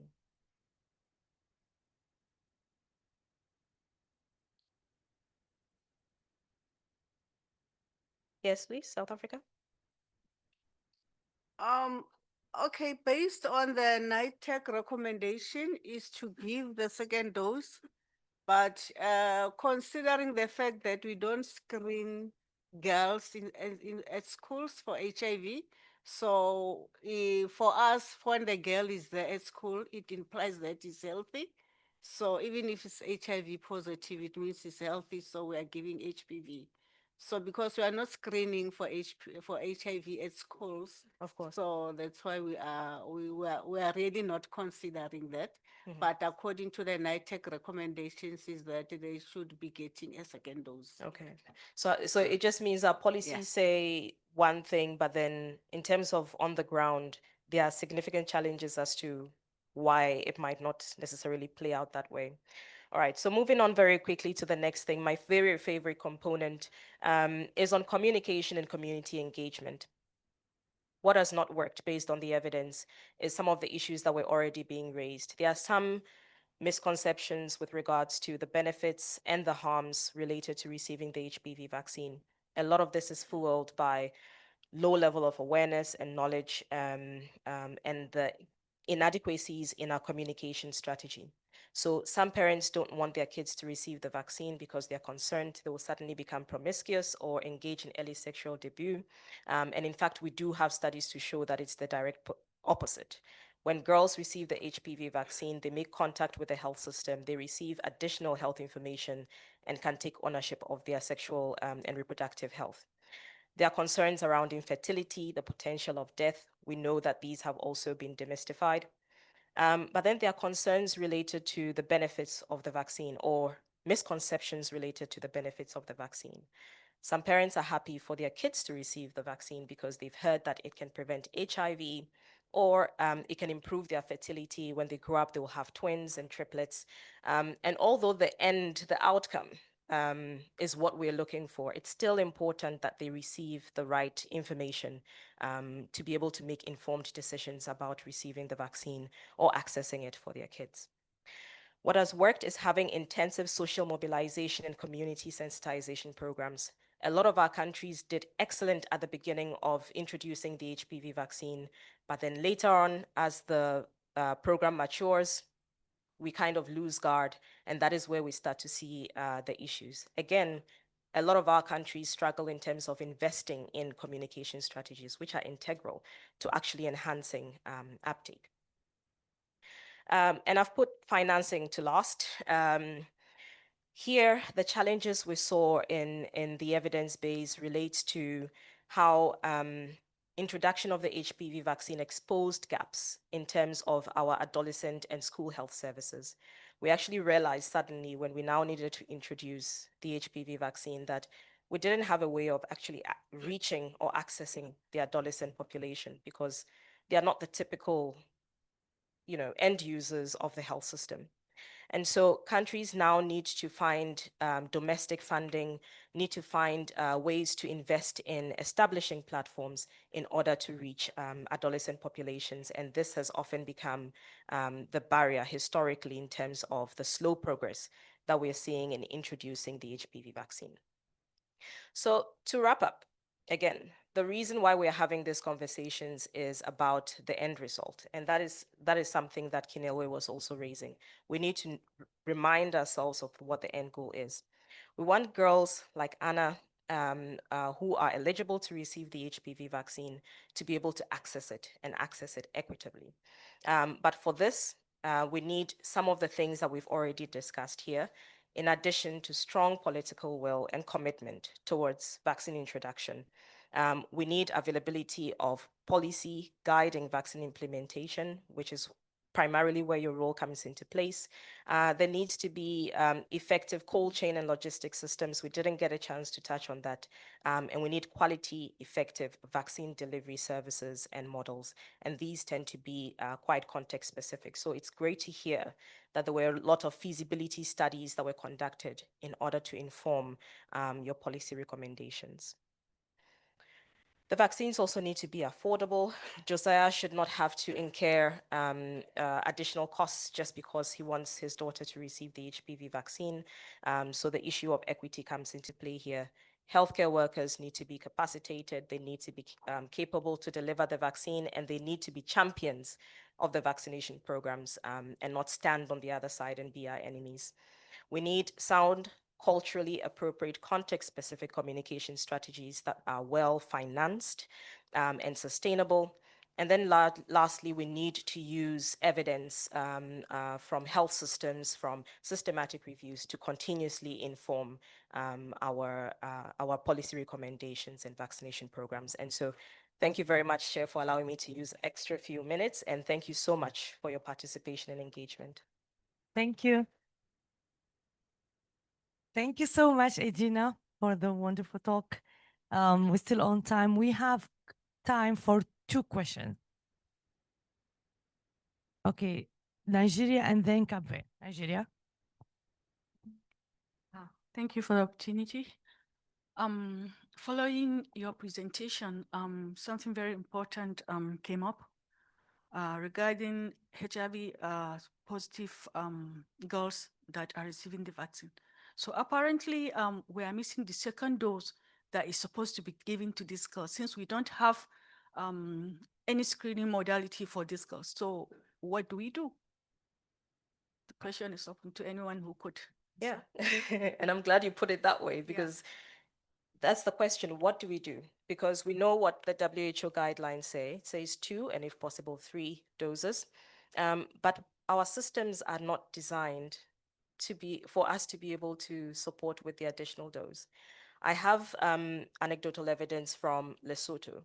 And of course, in terms of population size, Lesotho is fairly smaller. And one of the EPI managers from there was telling me they have a list actually of all adolescents that have been identified within their healthcare system to be living with HIV.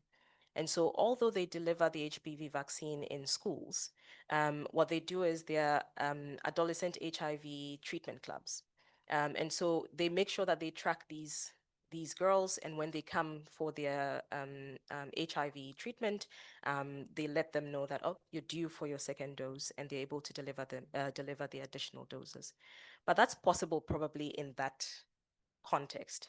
But on the large scale for larger countries, maybe like Nigeria, South Africa, I don't know what is possible, but it just means those girls are getting left behind, at least for now, until we wait for evidence of, the effectiveness and safety of single dose among girls living with HIV. But it's a very, very important discussion. In the interim, is it possible to collaborate with the pediatricians? Rutani? Yes, please.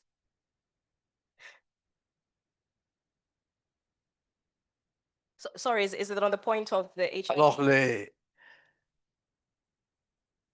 non, No. je parle de l'HPV.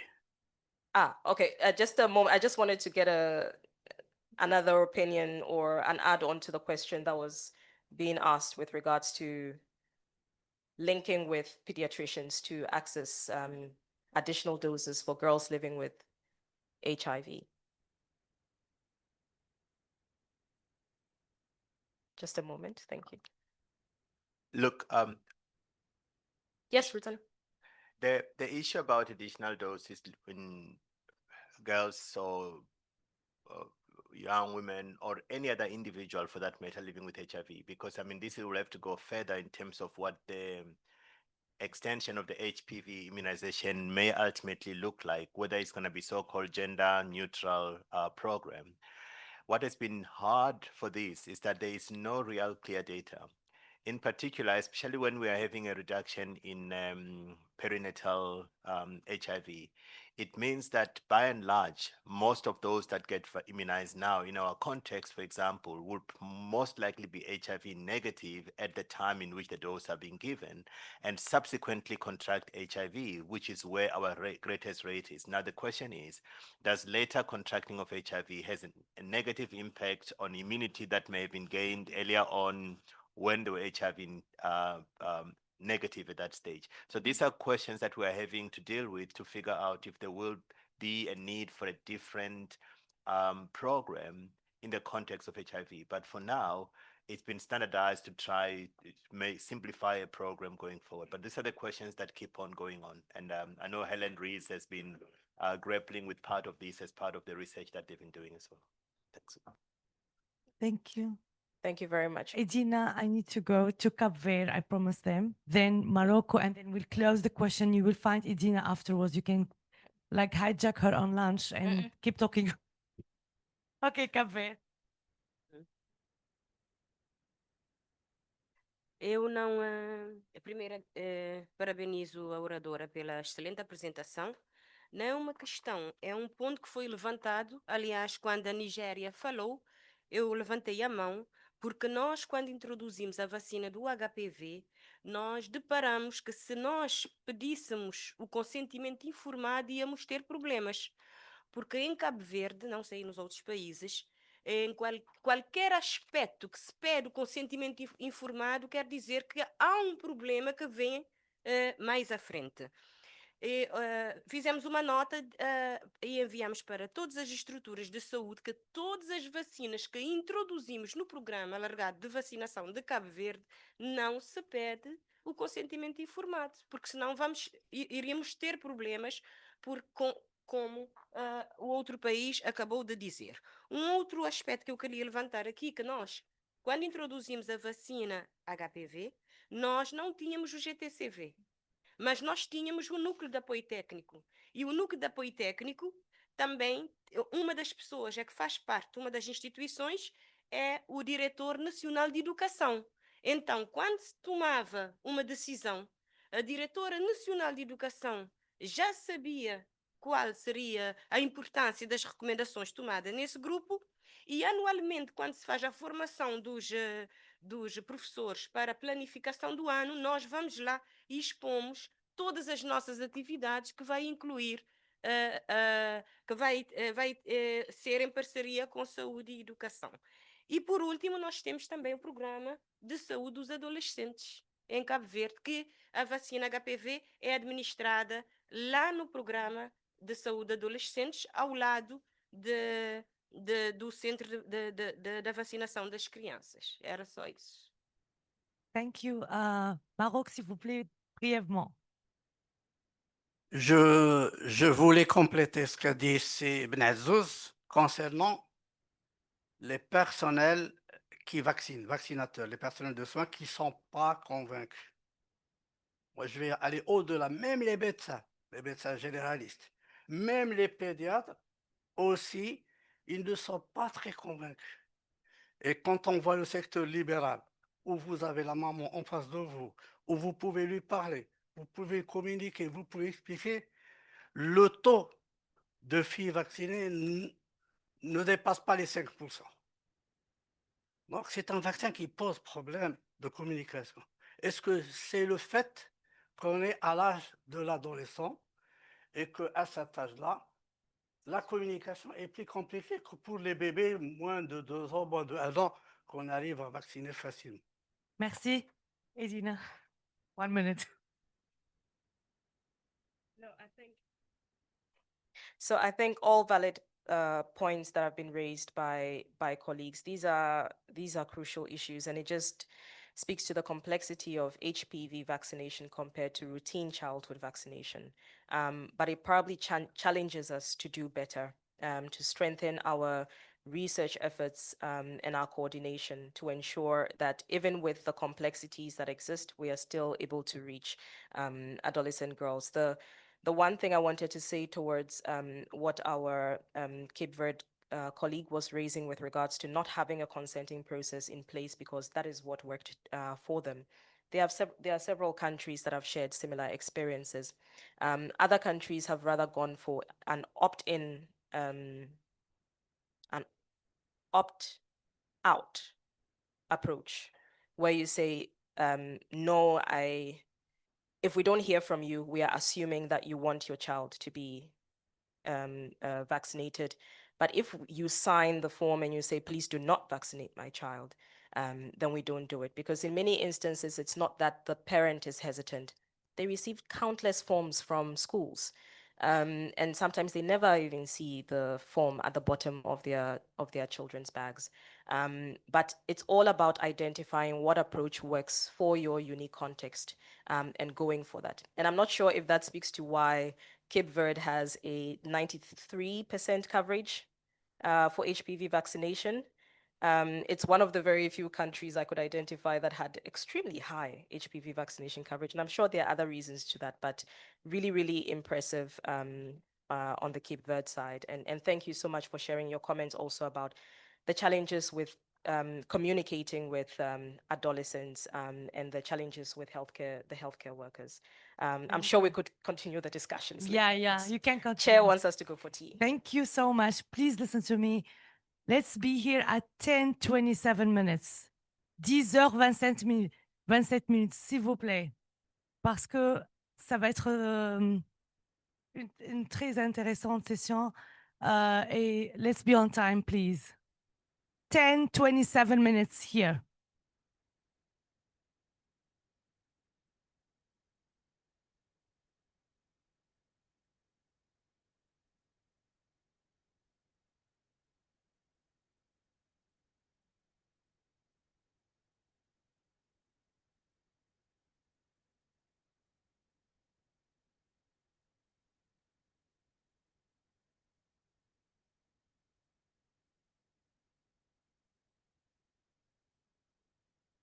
achieve you.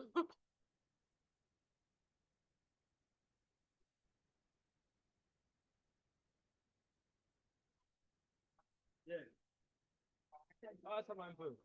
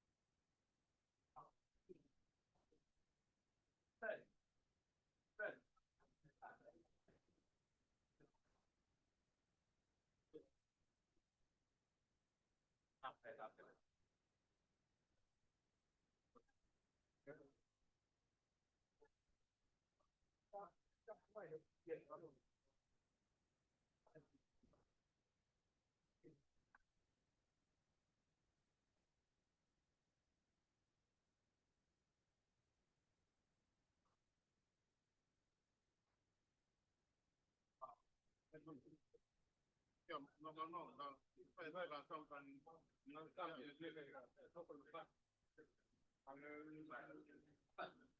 Et les autres sont sortis par là. Après la fête.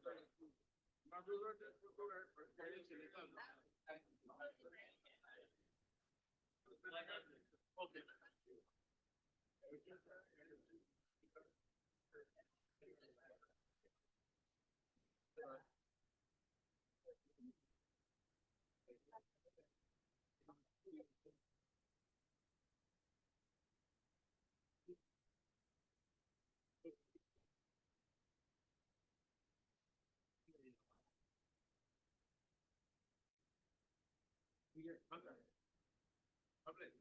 So, no, no, what's up?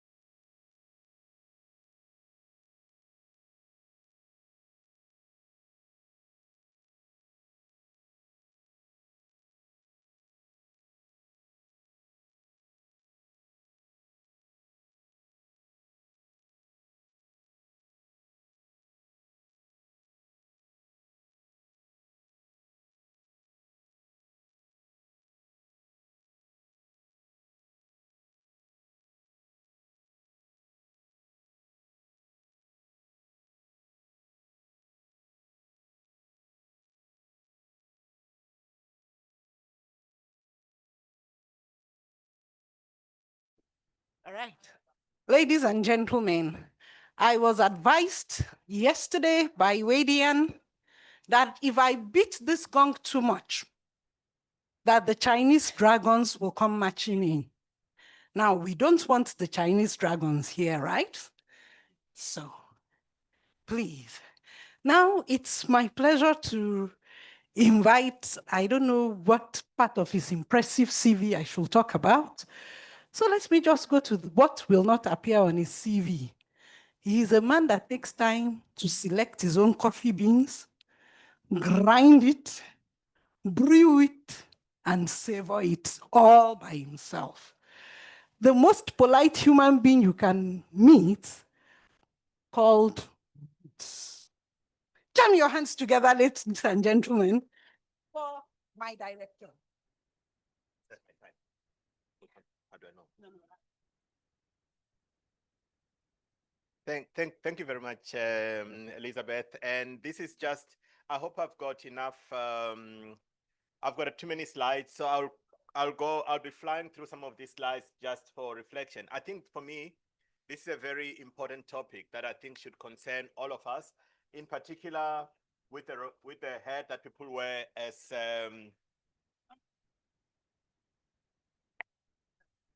can you hear me now? Yeah, maybe I should just hold the mic in my hand. You know, let me. Is this much better?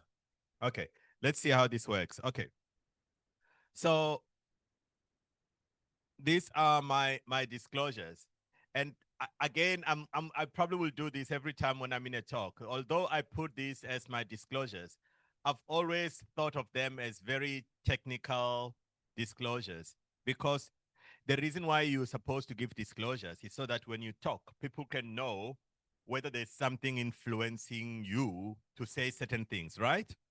So, in fact, as I say, my real disclosures are this: that I value people, I'm committed to the poor, and I'm responsive. Those are my biases. So whenever I'm talking, you should realize that I'm actually going to be biased. This is just Frank Fanon's picture, because I've always thought about his book, The Wretched of the Earth, which those that we are called into in Africa to support and to work with have always been regarded as such, and that is our constituency. So I think it's important to start with understanding again the value of vaccines. This photograph, this slide I was given by one Renaud Rapoli. I think I didn't put the credit there. It was, he had used a picture from 2015 from Time magazine. It said that this child that you see on the screen has the potential to live to about 142 years in that time in 2015. It's not becoming surprising. A third of people born after the Second World War, the so-called baby boomers, are expected to live to 100. And what had happened is that throughout the history of human existence, the life expectancy had barely been above 30 on average. But over the last 300 years or so, we started seeing a steady increase. In fact, if you have to follow this up, you'll realize that over the last 300 years, give or take, we've gained about 55 years. And 2/3 of those happened over the last 100 years. Why did this happen? What changed? If you look at America as a country, for example, in the early 1900s, they were probably sitting with life expectancy in the mid-40s. And now they've almost doubled that to like 80. And the major change that has happened over this time is the ability that we have to have some influence over the outcomes of infectious agents. It's really, really, really been remarkable. That yellow bar declining all over the world is a decline in the number of deaths due to infectious agents. And a major player in creating this have been maybe two things within public health space. Is improvement in overall hygiene, especially with the supply of clean water. But second to that, the largest impact has come from vaccines and immunization. That's quite important when you talk about vaccine equity to understand what that means, in particular, because if I show you this curve, those benefits that I've been talking about of the last 300 years have not equally accrued all over the world. If you are African, you are likely to die young. Your life expectancy is much poorer if you're an African. You have the worst life expectancy in the whole world. This is you and your constituencies. That's important for you to understand. And that is very sad, especially when it comes to immunization and vaccines. Why? Because the greatest return on investment of vaccines largely accrue to the poorest in the world. Because if you are rich, you know, even in your countries, if you are rich and you get sick, you get to a private hospital, even in this country, you know, you go and sleep in a bed that sometimes rivals a hotel bed.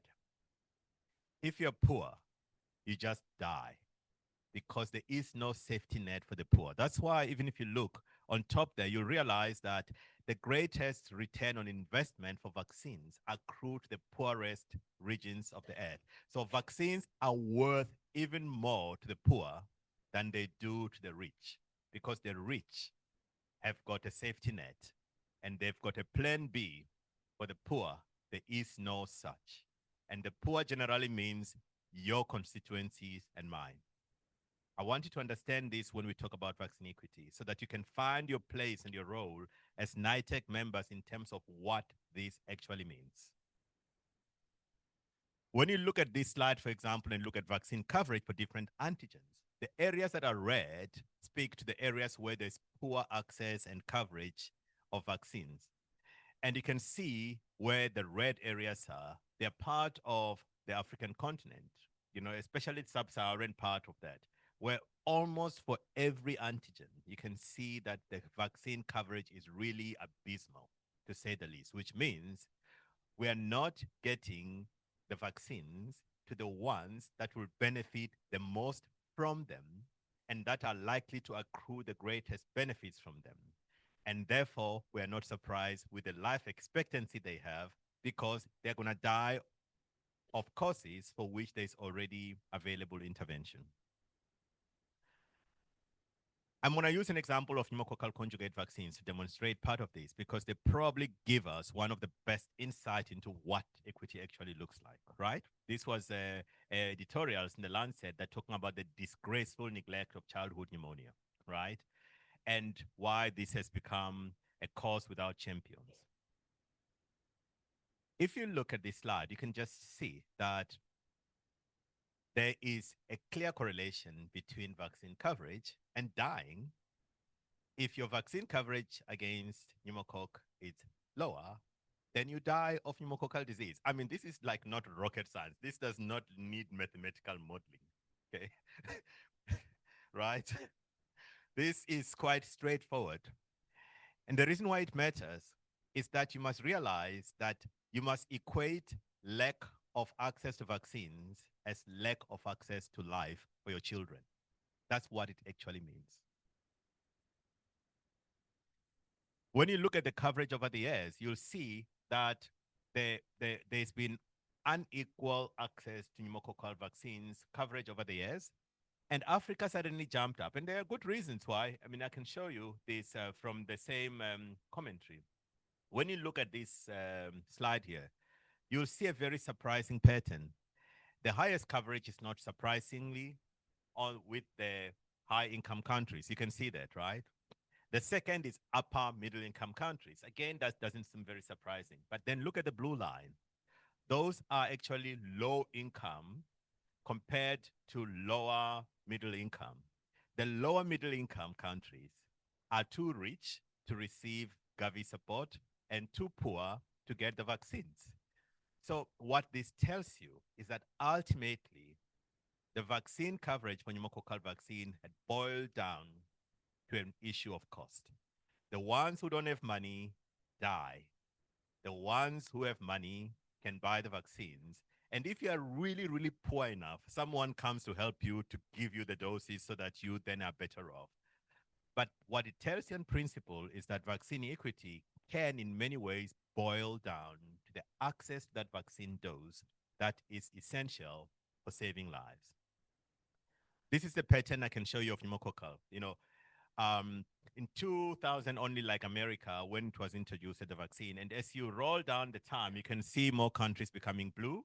And you can see where we were in Africa a decade later, after pneumococcal conjugate vaccines were available, and when we knew what their impact would be, and where we know that, for example, pneumonia is the number one killer of children in the African continent, this is where we were. It took a bit of time to actually finally get more and more children having access to that. But it meant that for more than a decade, children continue to die when when a tool for stopping the death was available. They just did not have access to it.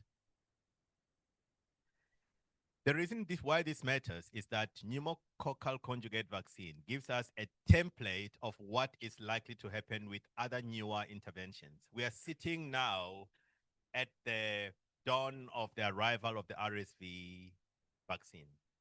Everyone who starts talking about the epidemiology of RSV will start by telling you that 97%, if not more, of all deaths due to RSV occur in low and middle income country contexts, of which as Africa, you are very high there in terms of being on that side. But right now, as we speak, RSV vaccines are being rolled all over the world, except to those who die of RSV.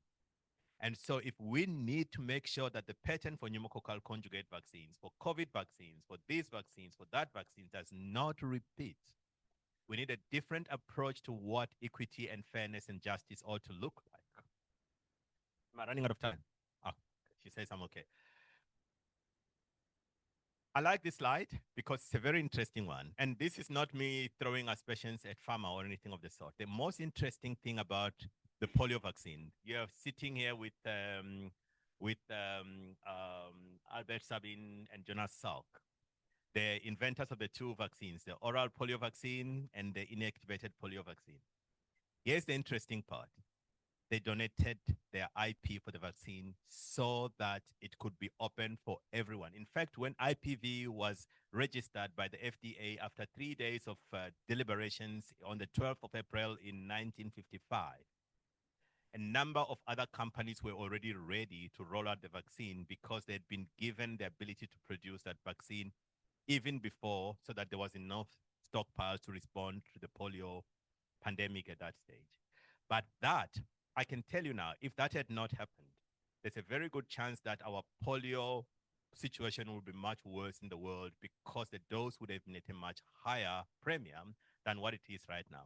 So it does make a difference what the cost of a dose of vaccine is in allowing access and equity within the vaccine space. Now, I want you to understand this. The reason I'm telling you this here is not to make it a global North or global South issue, which is indeed the case in many ways, right? But it's because you guys are here as NITEX of the African continent. I want you to just think about where your role is in terms of equity in the context of where we are and in the context of where you are as NITEC members within the African continent. I like this slide, which I use very, very often. Probably it's a very abused slide by me. Is to understand that the cost of immunization, the cost of vaccination is not the same thing as the cost of a vaccine dose.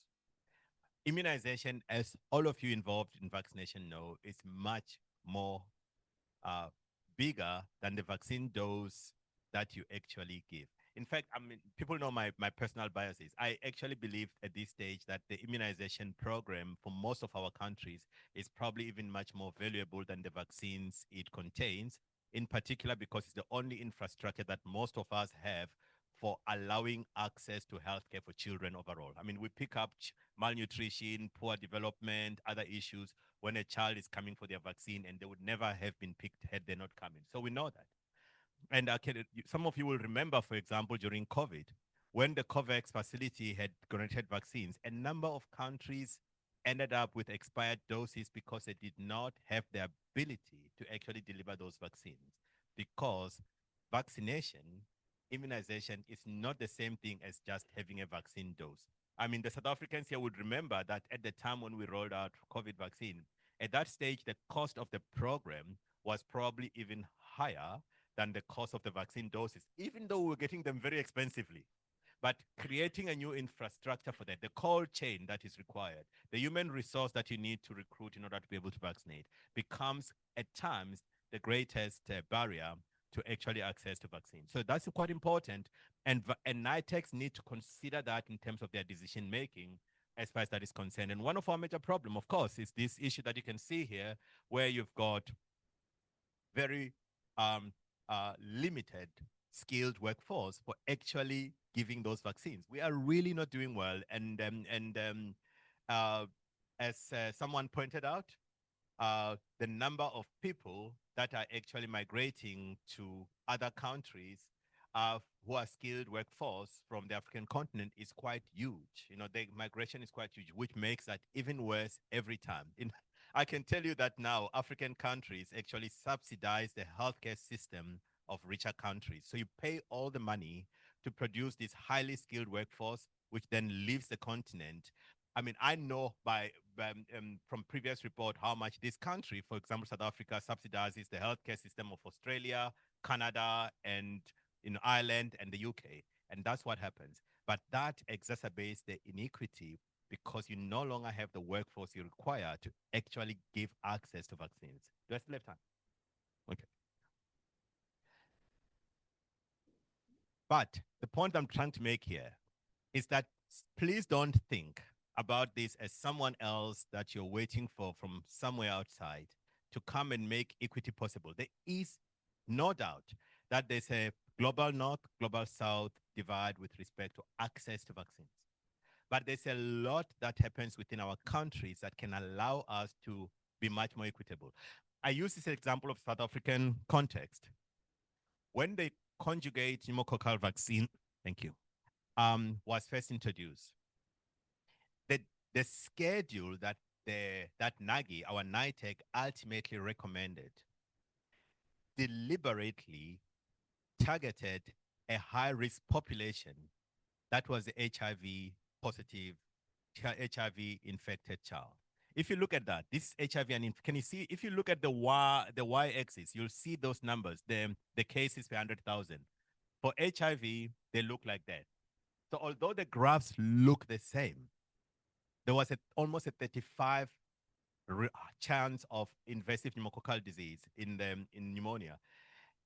In children, in invasive pneumonia in children that had that were HIV positive. But you see that the graphs look very much the same in terms of what happened when we intervened with PCV7.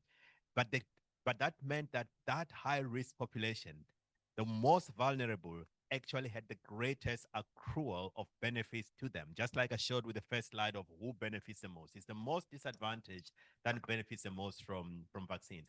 But as a NITEC, you have to worry, how do you tweak your schedule, your advisory, to make sure that that group that is most vulnerable will get the greatest benefit. The schedule would not have been the same. The schedule in South Africa, at that time when we went from 2+1, there was a question, the government could only afford 3 doses. And the debate was whether it should be 3+0. Ask Greg there, who was sitting, working through some of these things, or whether it should be 3+1. We couldn't afford a 3+1 but by taking 1 dose out, the government could afford a 25% reduction in the cost of the vaccine. But if you did not have a booster dose at the end of the first year, you did not cover the HIV positive child into their second year when they were still at high risk of getting severe pneumococcal disease. So we needed to split it and make it a 2+1, which was one of the first countries in a low and middle income country context to actually introduce the 2+1 schedule using science evidence that was there. But because we knew our vaccine coverage falls when you go further and further away from your 9-month dose, we had to bring pneumococcal conjugate vaccine earlier to 9 months so that most of them will get that booster dose. So the schedule although it was targeting all children, it was tweaked to maximize the benefit from the most vulnerable, which is what equity is all about. One more thing that we need to worry about as Africans is the number of clinical trials, the amount of research which is done in the continent, because it's so important to do your own research if you're going to have relevant targeted vaccines for your context. And that's so important. I can give you an example of RSV vaccine. This is an old RSV vaccine which is dead. It was produced by, I think it was Novavax vaccine. This vaccine was felt not to be, to have enough efficacy to go into market. But if you break down that data, you'll realize that the vaccine efficacy within the low and middle income country context, within the African context specifically, had the vaccine efficacy to reach a threshold that would, if we were the main beneficiary for it, someone would probably have pushed it to market because it would have been the one tool that we would have had to be able to use. But because it did not benefit those who were seen to have the financial market, any other exploration of what could be done with it was not even for negotiation. The vaccine died. It makes a big difference because now we know, for example, that vaccines don't work the same way in different regions of the world for many various reasons that I will not go into.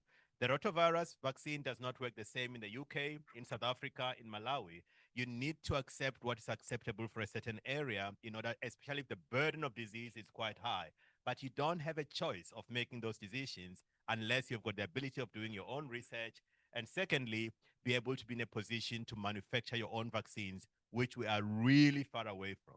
So there's a need for this continent to take its own responsibility if it needs to be accountable to its own population and to actually narrow the equity gap in the world with respect to vaccines. Again, keep this in mind. Lack of access to vaccines is equivalent as being allowed to die. We have the evidence that is accrued over decades to that end. One more thing, this is a study that we did here with one of our MPH students, showing that one of the major issues is that even when vaccines are available, the timeliness of those vaccines is not always good. There's a delay with subsequent doses. So this doesn't help you. My favorite disease is pertussis, whooping cough, for example. If you're gonna die of whooping cough, you're gonna die in your first 6 months of life, most likely in your first 2 to 3 months of life for pertussis. It doesn't help you to getting your doses when you're 9 because you're already dead. Okay. So vaccine equity does not just mean getting the vaccine ultimately at 1 year and said our DPT3 coverage is so high at 1 year when you would have died before you got those doses. Vaccine equity means getting the vaccine, but getting them in a timely manner. And that is the responsibility of our own responsibility, not European, not Gavi, not anybody else's. That is our responsibility to be able to achieve that for our own population.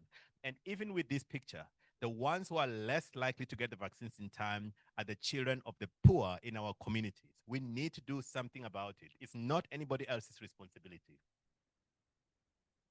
I took this style from the meeting last year in Rwanda City, where we're looking at zero-dose children. Africa is really poor in terms of zero-dose children, in under-vaccinated children. And even within those communities, it's not just like broad. There are certain communities, and all of you know in your countries where the zero-dose children are sitting. Equity means finding a plan to target them specifically so that they can benefit from these available vaccines. Without that, we are exacerbating the inequity that already exists between the global north and global south within our own countries and establishment. That is our responsibility as Africans. I can give you an example, for example, of the pneumococcal conjugate vaccines. Once we've realized that it's been rolled out in most places, it doesn't make any difference if, for example, you're sitting with 30%. So in the blue map I showed you earlier on, it shows all these countries have got it. But not all the children within that area are getting those vaccines, which means, and quite often, this is the sad part, a lot of these vaccines, given the support of philanthropic entities, including Gavi in particular, that has really made a big difference, is that the doses may have been donated, and they've been made available, but we are still failing where the cost of the vaccine dose that I mentioned earlier on is a barrier. When even with that barrier being removed, we are still not managing to give access of these life-saving interventions to our children. So while I started with this child being able to live to 140 years in the future, just be aware that unless we do something, it does not apply to this one. And this one is your responsibility. So I'm going, does that mean I should stop? Should I stop? Okay, fine. No, they said I shouldn't. Oh, 2 minutes, 2 minutes, Chair. So Immunizing Agenda 2030 is supposed to encourage us to think creatively, not to leave any of our children behind. I went to a rural area where there was an example of considered effort to reach out to some of the most marginalized communities. This is in the Eastern Cape, which is a very rural area. This lady is going house to house to go through every road to health card and check and support the mom and encourage her, not just with immunization, but with breastfeeding, with nutritional and developmental interventions for the child. We call this mentor mothers, and this has become really an important thing of bringing equity. So just remember this, equity is not the same thing as equality. Equity means going out of your way to do the maximum we can do for the one that need it the most if we are going to have similar outcomes for all our children. It means this, trying to reach the most disadvantaged populations. This is a polio vaccinator trying to cross to go and try get those that need to be to be reached. And this is important, by the way. Unless we find equity, I usually say this in much more international meetings to remind the international community, even though I want to talk to us here as Africans, is that unless we find vaccine equity, no one will ever be safe. The reason we are all safe of smallpox is we found a way of reaching the last person on the continent by making them safe. All of us became safe. All of us, however rich you are, you're going to vaccinate against polio forever until the last person has been covered. Without doing that, having that equity, none of us in the world are safe because these viruses, these bacteria, they don't actually care about your passport. Right, so let me stop here. This is me just quoting a saying from my country, my region on top. It says, it means, let evil be uttered, that it may move and find place for the good. I need to talk like this about equity so that we find space for creating momentum, for creating the kind of world that we would like to have for our continent and for our children. Thank you very much. I'll stop. Ladies and gentlemen, a round of applause again for my director. All right, we have like 8 minutes because we've borrowed 2 minutes. Questions? Keep them coming. The first hand up. No questions. Oh. Any question? Yeah, South Africa and then Nigeria. No, thank you so much, Suzanne, for a wonderful talk. I'm also happy I met you first time in person, like on Wednesday. We met electronically most of the time for a long, but it felt like we met for a long time before.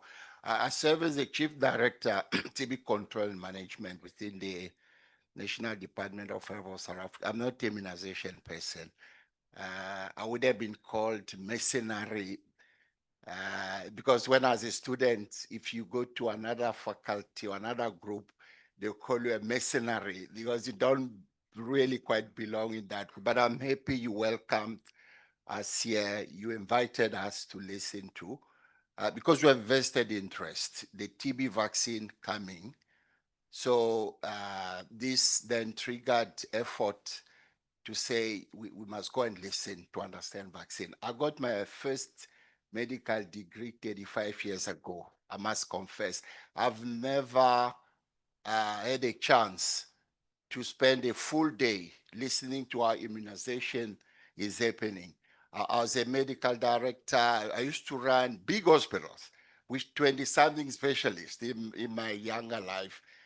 But I've never had a chance to sit with the vaccine group. This is something I would delegate to my matron, my nurses to say, handle that and give me a report. I'll sign it quickly, sometimes without reading. But I just want to raise two things. When we talk about why things are slow, we put money before. It's not about money most of the time.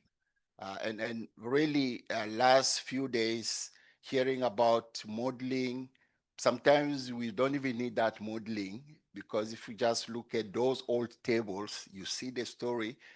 And it's really critical to then be going back. So, but talking to other people in the health system, we work so much in silo to an extent that we don't get the support we can get.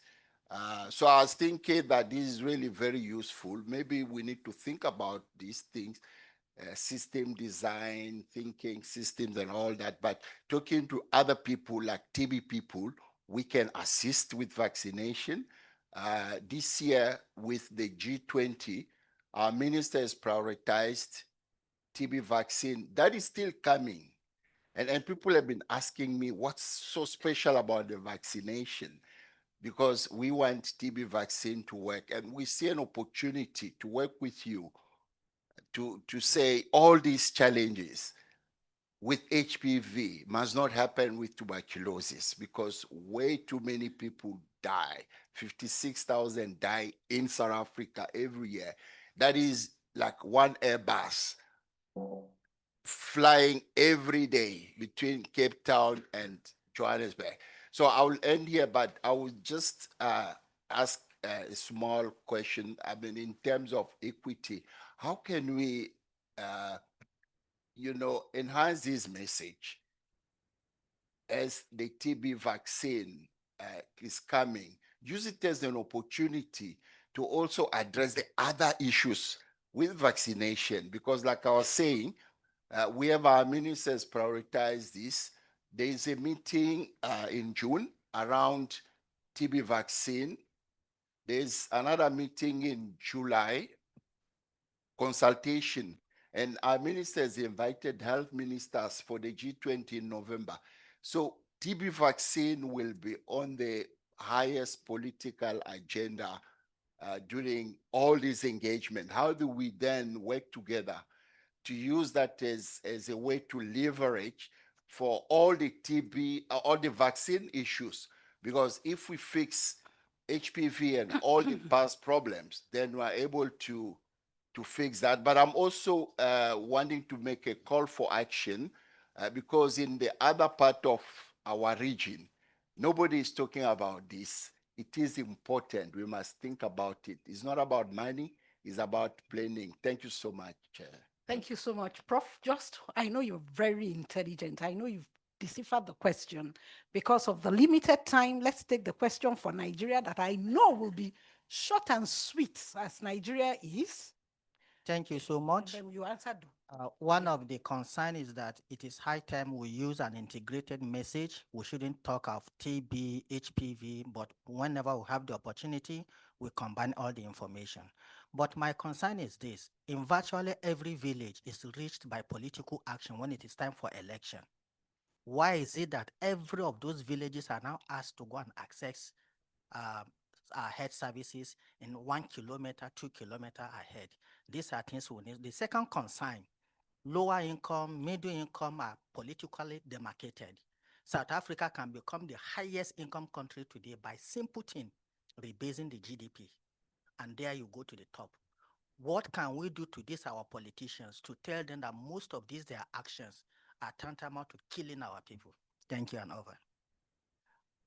Okay, just quick comment as far as, and I think these things are tied up together with the TB program, for example. I mean, some of us are actually saying you should not even be thinking about so much a TB rollout program, but by expanding an immunization platform to adolescents and adult populations, in particular adolescents that are the orphaned part of the healthcare system right now, so that even if the TB vaccine fails, that we are putting so much hope on, we will have infrastructure for HPV, for booster doses, for this, for that. There are other vaccines that will probably come in the future to target adolescents, adults, and also the elderly. So we need to think about this building infrastructure going forward for equity. The issue about politicians is a really true thing. Every healthcare system, and I think going back to what Kineilwe was talking about, a systems approach and a systems analysis of the problem makes it very clear that political will is integral to whatever we do. It doesn't matter whether it's education, whether it's health, and whatever it is. And politicians tend to think in election cycles.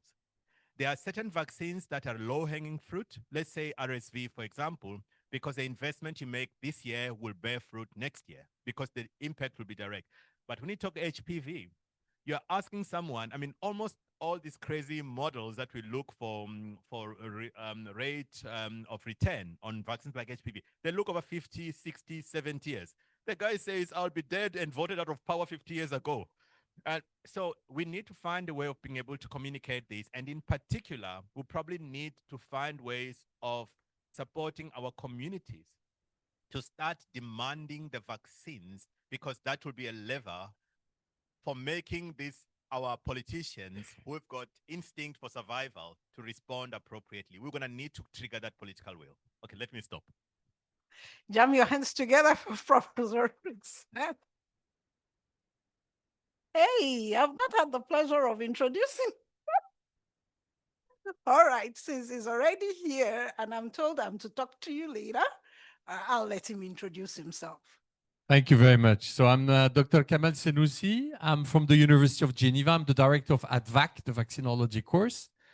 And today I'm going to talk about prioritization, okay? Prioritization of vaccine introduction. So first I have to thank Benjamin for inviting me.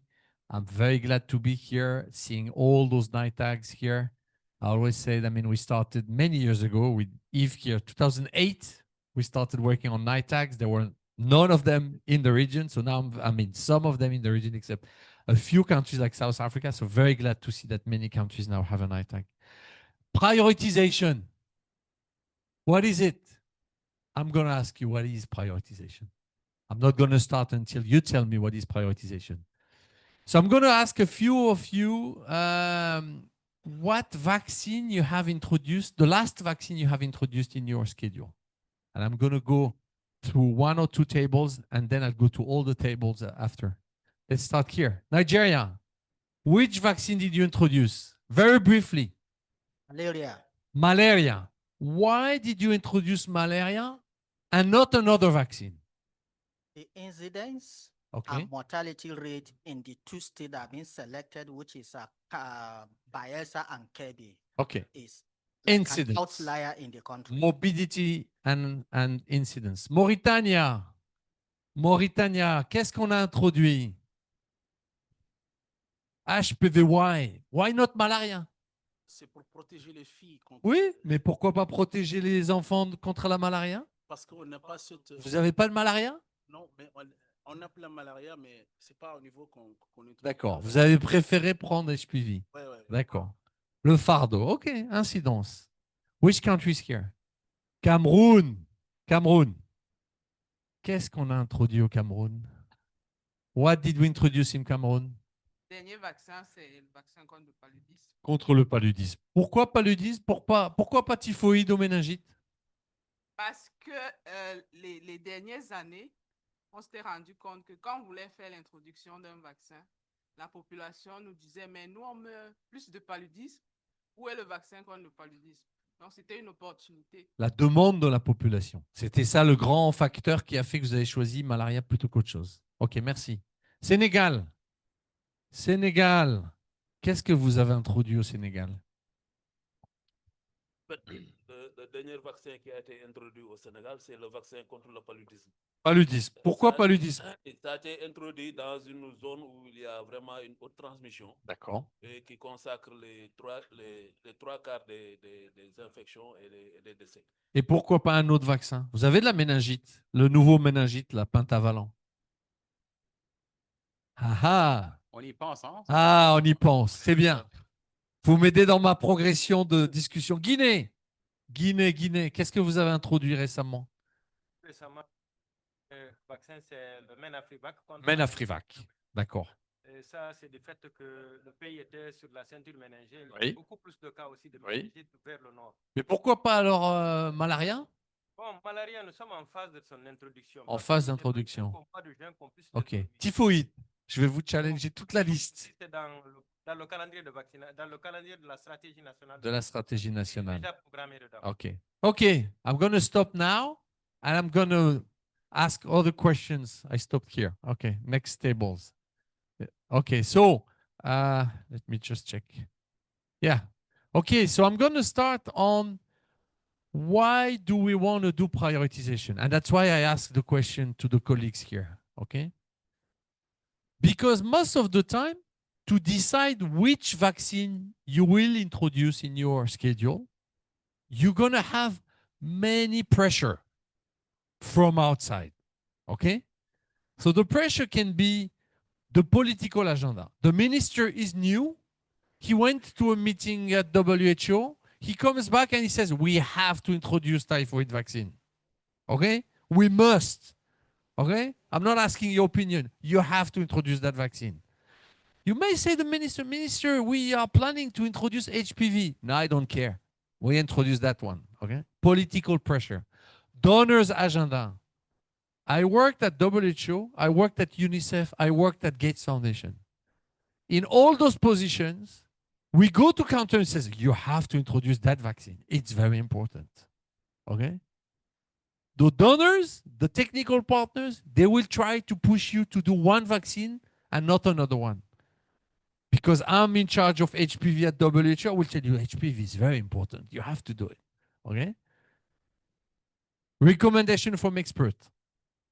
The pediatrician who's taking care of the grandchildren of the president. Okay? He's the pediatrician taking care of the grandchildren of the president. He said to the president, oh, we have to do this vaccine. So the president will call the Minister of Health. I will tell you, we have to introduce this vaccine. The pediatrician who's taking care of my children, my grandchildren, told me that we should do that. Public pressure. Media.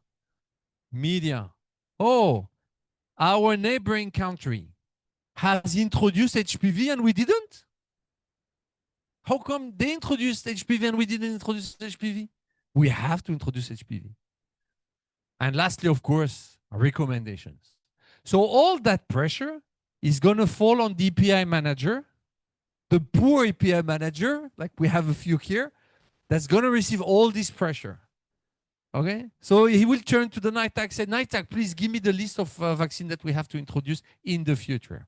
So some countries came up with that list, and I'm not going to say which country. What is wrong with this list? What is wrong? Can you introduce 1, 2, 3, 4, 5, 6, 7, 8 vaccines in 4 years? Can you? It's very difficult. Even the very rich countries, they cannot do that. It's a lot. So if you want to do that, then the problem is what? The money. Who's going to pay for 8 vaccines? Can you pay for 8 vaccines? No. Even if you could pay, do you think your program can really implement 8 new vaccines in the schedule? No, you're going to end up 5% coverage maximum. Competition. The minister is saying, you want me to introduce 8 vaccines? What about the hospital that we have to build in this region and the cancer treatment that we have to implement in the country and all that? So there is competition. So the minister would say, oh, we can't do that. And even if we want, I have to go to the Minister of Finance and convince him to give me more money. And he's not going to give me more money because we don't have enough money. Okay? So there are many reasons that can really block you to introduce too many vaccines. And one important one is the population, okay? They may tell you why we are doing this vaccine and not the one that we are really interested in, malaria, for example. The others, we don't care. We want malaria vaccine. So that's the demand, okay? So the idea of the prioritization is to do the work before you have all this pressure, okay? Before the minister comes and tell you do that, you guys are going to think about which one should we consider in the next few years. Let's do it before we get all this pressure. So then you can push back, okay? If the minister comes and says, we have to do typhoid, you said, minister, okay, but we went through a process and we think that the best would be to do that vaccine rather than typhoid. And this is why. And you go through the data, you go through the evidences, and you can even, as the PM manager, say, that's the NITAG who said that. It's not me, minister. The NITAG members, those experts, they told us that it would be better to start with that vaccine rather than this other one, okay? So when you do that, you can push back. You can also plan in advance. You know what you're going to do in the next 5 to 10 years. It's better than to do it in a rush because the minister told you, I want to introduce typhoid next month, okay? You can discuss, you can start discussing about the money with the Minister of Finance. Okay, you can say to the Minister of Health, we're going to introduce meningitis in 3 years. Can we start working with the Minister of Finance to get some funding, to prepare? You can also look at the data that are missing. For example, you are considering introducing a vaccine in the future. You want to know, do we really have a burden of that? We don't have data now. So let's take time. We say maybe we should consider introducing RSV vaccine in 2029. In the meantime, let's do some surveys to collect the information to know if we have this problem or not. Is it national? Is it local? Is it just some population? Let's do in advance, okay? And last point is also important for global level to know, okay? If Nigeria decides to introduce a new vaccine in 2029, I can prepare at the global level because they're going to ask a lot of quantities. So it's better to know in advance so I can also prepare. UNICEF, for example, which is buying a lot of vaccines, they can prepare saying, okay, in 4 years, I need to make sure I have enough vaccine for Nigeria, Ethiopia, and others. So I want to clarify one thing before going on. There are different steps, okay? The first one, the one I'm talking now, is prioritization. Which vaccine are we going to introduce in the future? Okay? And we're going to use a tool today, which is called New Vaccine Introduction, Prioritization, and Sequencing Tool. The name is awful. I created that name. It's awful, but I'm not very good in finding names, okay? But that's the name of the tool. But when you decide that in the 5 years, you will discuss the introduction of RSV, you will have in the future to look at which vaccine are available, which target, which schedule, which product I'm going to choose. So all that you're going to do using the ETR tool that you already know. Okay? You know about ETR. Okay? So you're going to use ETR to go through the whole process to decide then which schedule, which product, which target, etc. And then there is a last piece that I want to mention is optimization. Optimization is changing what you already have in your schedule. Okay? We discussed earlier. Should I go for PCV 1 dose, 1+1, or should I go for HPV 1 dose instead of 2? Should I change from HPV from one manufacturer to another one? So change of schedule, change of product. All that is optimization, okay? Looking at what you already have. And many times we also do that to reduce the cost. There is a new vaccine, it's cheaper. Or there is a new vaccine, I need only 1 dose. It's cheaper than 2 doses. So all that is optimization. I'm not going to talk about optimization. I'm not going to talk about introduction. I'm going to talk only about prioritization. So ETR, I'm not going to talk about ETR. But today, I'm going to talk about prioritization. There are 2 tools that are available. One is called capacity, And the other one is the one I mentioned, NVI-PST, okay? I'm not going to talk about capacity. Why? Because NVI-PST is a tool that we developed for NITAGs, okay? So that's why I'm going to talk about that one. And that's the one we used in several countries, including in Ethiopia. And that now is quite good to use for all the countries. I'm going to skip because of time. So the process that we are proposing to the NITAG is a simple process. Okay, we don't want something complicated because comparing several vaccines is complicated. Let's try to do a simple process. We want this process to be evidence-based. It's not the opinion of the expert that you should introduce RSV and not malaria. It's not opinion, it's evidence-based. It's NITAG work. It's comprehensive. You should look at many things, many information. Adaptative and iterative means that you're going to do it on a regular basis because the context is changing. You may decide that you want to introduce RSV in 2029, but maybe if the vaccine is available earlier and you have access, maybe you want to change what you have decided. So you have to do this exercise on a regular basis. So what are we proposing here? And let me go through that step by step. Let's start on the left. On the left, all those dots, they are vaccines that you don't have yet in your schedule. Okay? There are many vaccines that are not yet in your schedule. Let me take example. TB vaccine is not yet available anyway, but it's going to be available in the next few years. Okay? The new TB vaccine. RSV. None of you have RSV vaccine. Okay? Some of you have introduced malaria, others not. Typhoid. Some of you have introduced typhoid, not the others. So you have many vaccines. You're going to do a pre-selection of those vaccines because there are many, more than 20 vaccines. Are you going to introduce the vaccine against Zona? No. Most probably, you're not going to do it. It's expensive. It's for a specific population above 65-year-old. So that's not your priority anyway for now. Okay? So you're not going to consider it if you're not going to introduce it.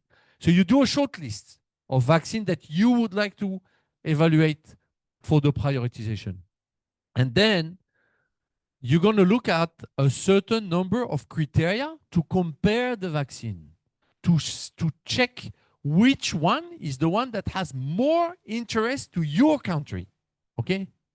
What is the best one I should introduce in my country first? Which one is the second that I will introduce in the future? Which one is the third? Okay? So you're going to, based on those criteria, you're going to select high priority vaccines. Those that you think I must absolutely introduce those in the next 3 years, for example. And then the others, let's say medium priority are later, and then low priority, you think we should not introduce those in the next 5-10 years, okay? And based on that, you're going to do scenario. Scenario 1, I'll introduce this vaccine first, this one second, this one third, and you do another scenario. For example, in case of, let's say, Gavi decides that this vaccine is going to be covered, and I'm a Gavi-eligible country, I'm going to decide to change the ranking, okay, based on the context. Or there is now a recommendation of SAGE saying that HPV is 1 dose instead of 2, then HPV can become first one to introduce because it's easy to introduce 1 dose and 2, okay? So it may change. So you do scenarios, okay? And how do you do that? You do NITAG and EPI work, okay? I insist, NITAG plus EPI program. It has to be hand in hand, okay? So the first step is you do a NITAG meeting, a workshop, where you're going to decide which period you're going to consider. 5 years, 10 years, 2 years. Then you discuss which vaccines you want to discuss, you want to compare. Okay, you're going to take 8 to 9 vaccines that you want to compare. And then you're going to discuss which criteria you're going to use to say this vaccine is more important to us than this one. Okay? Then, when you have the list of criteria, you need to collect data. Many of you mentioned burden of disease. If you want to compare the impact of one vaccine against another vaccine, you need to know what is the burden of malaria? What is the burden of typhoid? What is the burden of meningitis? What is the burden of HPV? So you see that by introducing this vaccine, what will be the impact? And you compare them, okay? So you have a phase of data collection that lasts between 2 and 3 months. And then you go back to the NITAG meeting, and then you compare. For all criteria, you compare the vaccine. And at the end, you discuss with the EPI, because EPI will tell you, oh, you are considering introducing RSV. I'm just inventing. RSV next year. We can't. We have a big yellow fever campaign. We have a big HPV introduction. So we cannot add another layer. So it's probably better to do it the year after. Okay? So the EPI manager will bring a lot of information here. And then after that, you do the ranking, you do the sequence, and then the scenarios, and then you do official recommendation like you do always as NITAGs, and you share them with the minister. So that's a 9-step process. I'm not going to go into the detail because today is just to give you like an insight of this prioritization. I'm not going to go through that, neither that, but I want to go through the criteria, okay? And I'm going to start going around again and asking you a question. So we looked at the data in the literature and we found some articles saying which criteria should be used to compare vaccines. But now I'm going to ask you, what do you think are the criteria that you would use to compare vaccine? Combien? What would you use? I heard burden. What else would you use to compare if a vaccine is better than another one? Any ideas? Sorry? Take the microphone. Efficacy. Okay, efficacy, good. Cabo Verde. Which criteria? ¿Cuál criteria? La situation épidémiologique du pays. Situation épidémiologique. Okay, good. Here it's not a country. Tunisia. Tunis. Which criteria would you use? Safety. Safety. Burden of disease. Feasibility. That's an important one. South Africa. Which criteria would you consider when it comes to say that the vaccine is more important than another one? Just Efficacy, efficacy, safety, and the cost effectiveness. cost effectiveness, an additional layer, the health economic aspect of it. Here, I have Mauritius. Mauritius, what would you use to say this vaccine is better than this one for us in our country? Microphone. Go ahead, go ahead. The period that it lasts. The period of efficacy. How long does it last? Is it short? Is it long? That's a good point. Any other? The storage. The storage? Yes. What is the impact on the cold chain? I'm going to introduce this vaccine. If I have to build new capacity, it's going to be difficult. Go ahead. The cost of vaccine, because in Mauritius, the government buys the vaccine. Directly. This is an important factor, but another you can say advantage that we have that in Mauritius, the population of children isn't that much. We don't have that many children compared to other countries. Yeah, the size of the Okay, we're not talking just about children, no? Yeah. Also adults. That we haven't started working properly on. Aha. Okay, so that's a point that you may also consider. Should we introduce a vaccine for the elderly? It comes to cost. Especially middle-income countries should consider those things now.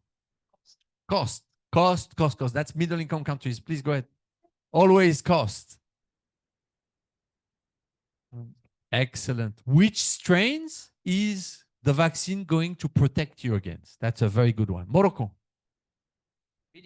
Acceptability. Excellent. If the population is not interested, let's talk frankly. COVID, nobody cared in our countries. Are you going to do that as the priority? You may consider if maybe not. Go ahead. L'abordabilité.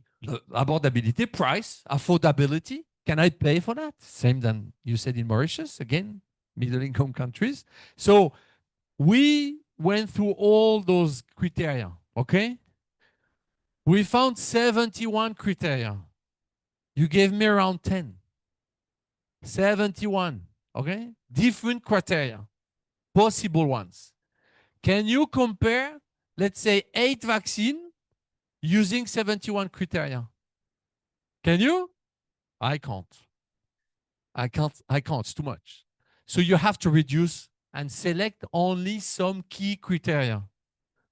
We ask colleagues from global, regional, and country level to look at all those 71 criteria and decide which one they think are the most important one. Okay? We classify the criteria in different categories: burden and epidemiology, benefits, safety, market availability, finances, legal, strategy, logistic. Somebody mentioned the cold chain. Logistic. Service delivery. Nobody mentioned service delivery. If you ask your nurses to do an additional 5 sessions and doing vaccination and they are already busy, it may be difficult. We are seeing it with malaria, for example. Acceptability. Okay, so we categorize the 71 into those categories, and then we ask to some experts to tell us what are the essential criteria that you always have to look at. Burden of disease was one. Efficacy is another one. So there are essential criteria, significant ones, and then others. Okay? Others mean they are specific to your own country. Okay? I'm always using an example. One country said, I will introduce a vaccine only if I produce it myself. That's a reality. So one country, not in Africa, but one country said, only if I produce it. Some other countries have said, I'm not interested in doing Indian vaccines. It's nonsense, but some countries are telling you that. So those are the other criteria, because we want the country to look at all the criteria and decide which one they want to use to do the prioritization. Very rapidly, and I'm glad to have Dr. Melkamu here from Ethiopia. 5 countries have done this exercise. And they've done the exercise, and what they came up is they decided, this is Niger. Niger said, I'm going to look at a period of 5 years. Okay? I'm going to consider 8 vaccines. You cannot read, but here is the list of criteria that they decided to select. Then they collected all the information against those criteria: the price of the vaccine, the impact on the cold chain, the efficacy, the burden of disease. Then they compared. They came up with the table in the middle. You see the screen with all the colors. For each criteria, they gave a score. Like, this vaccine is more important than this one for the burden. This one is more important than this one for the safety, etc. And at the end, they came with a list of 3 high priority vaccine, 3 middle priority vaccine, and others. Okay? And they then did a scenario saying, you cannot read, but scenario is that in 2027, we would like to introduce this vaccine. In 2029, this one. 2030, maybe this one. They gave 3 dates, okay? Okay. The tool for doing that is available online. You can have a look. I'm not going to go through it now, but the tool is available online on the NITAG Resource Center that you all know, okay? You're going to have the slide, huh? But this is online on the NITAG Resource Center. The tool looks complicated. It's not, okay? It's common sense. What I just said, which period, which criteria. Let's collect data for each criteria and then let's compare, okay? It's not big deal. It's not like high rocket science. It's common sense. It's just a one step-by-step approach, okay? And for that, the tool, you have a guidelines that explain the whole process, and then you have tools for each step that you can use. I'm not going to go through the list of tools, but they are all online. And the perspective is that, as I said, DRC, Niger, Ethiopia, Uganda have done it. They've done it in different ways, okay? Some have done it with support from partners, WHO, GSI, Choices, us. They've done it with some in-person support. Uganda has done it alone, only with distant online support. But I think also you can do it on your own. Okay? So there are different ways of doing it. So please consider doing this exercise, again, for the reasons I gave you at the beginning, and also because, and let's be very frank here, there will be less money from partners to support you in the future to introduce vaccines. So it's better to prioritize now so you know really which one you want to do. Okay? And I think that's the end. So I'm going to take questions. Am I on time or? No, I'm not. Yes, just a little. So we have about 6 minutes actually for questions. You've taken 4. Thank you. Yes, Dr. Yves. OK. Merci beaucoup, Kamel. Je crois que je suis très ravi de te revoir aujourd'hui après près de 16 ans que nous avons commencé le chemin ensemble. Lors de ma présentation, le premier jour, tu n'étais pas là, mais j'ai dit le chemin que nous avons pu parcourir. Et tu peux être fier, tous les 15 pays de l'Afrique de l'Ouest sont maintenant leur GTCV. Well done. Yeah. Merci. Ça, c'est un outil qui vient vraiment faciliter le travail du GTCV et du programme. Mais je constate qu'il doit avoir une complicité forte avec le secrétariat, le programme, le PI programme et les membres du GTCV, parce qu'on connaît comment ils sont surchargés. Si c'est à eux de faire les collectes de données et tout ça, ça va être vraiment difficile. Donc, cette complicité est vraiment importante. Maintenant, ma question, comment est-ce que nous savons que la vie d'un pays n'est pas linéaire? Il peut arriver qu'une épidémie survienne, la situation épidémiologique du pays change brusquement. Comment est-ce que l'outil est sensible à ça pour pouvoir capter? Voilà. Merci Yves. Et merci du soutien pendant toutes ces années sur les night tags. C'est un bon travail que l'OAS a fait avec les pays de la région. Et donc, bravo pour les pays et l'OAS d'avoir atteint cet objectif. Tous ont un night tag, donc c'est très bien. C'est vrai que le travail, il est indispensable entre le EPI et le programme. C'est essentiel. Ce travail ne peut pas se faire d'un côté tout seul du night tag. Le GTCV, le secrétariat, qui est souvent le programme national de vaccination, doit apporter son soutien. Mais c'est vrai qu'il y a du travail. Alors après, ce n'est pas non plus un travail extraordinaire, hein. Les données, la plupart du temps, elles sont disponibles et il suffit de les ramasser, de les préparer pour pouvoir ensuite les présenter au night tag. Ce travail-là ne concerne pas les épidémies, pour être très clair. La programmation, elle est pour les vaccins du programme traditionnel. D'accord ? En cas d'épidémie, le GTCV doit être saisi en urgence pour parler spécifiquement du vaccin à utiliser pendant cette épidémie. Donc, on a séparé ça parce que les épidémies qui vont venir, on sait un petit peu, mais on ne sait pas lesquelles vont arriver vraiment. Est-ce que ça va être flou, la grippe ou la grippe aviaire, etc. Donc, on a sorti ça de cette programmation. Voilà pour répondre à ta question.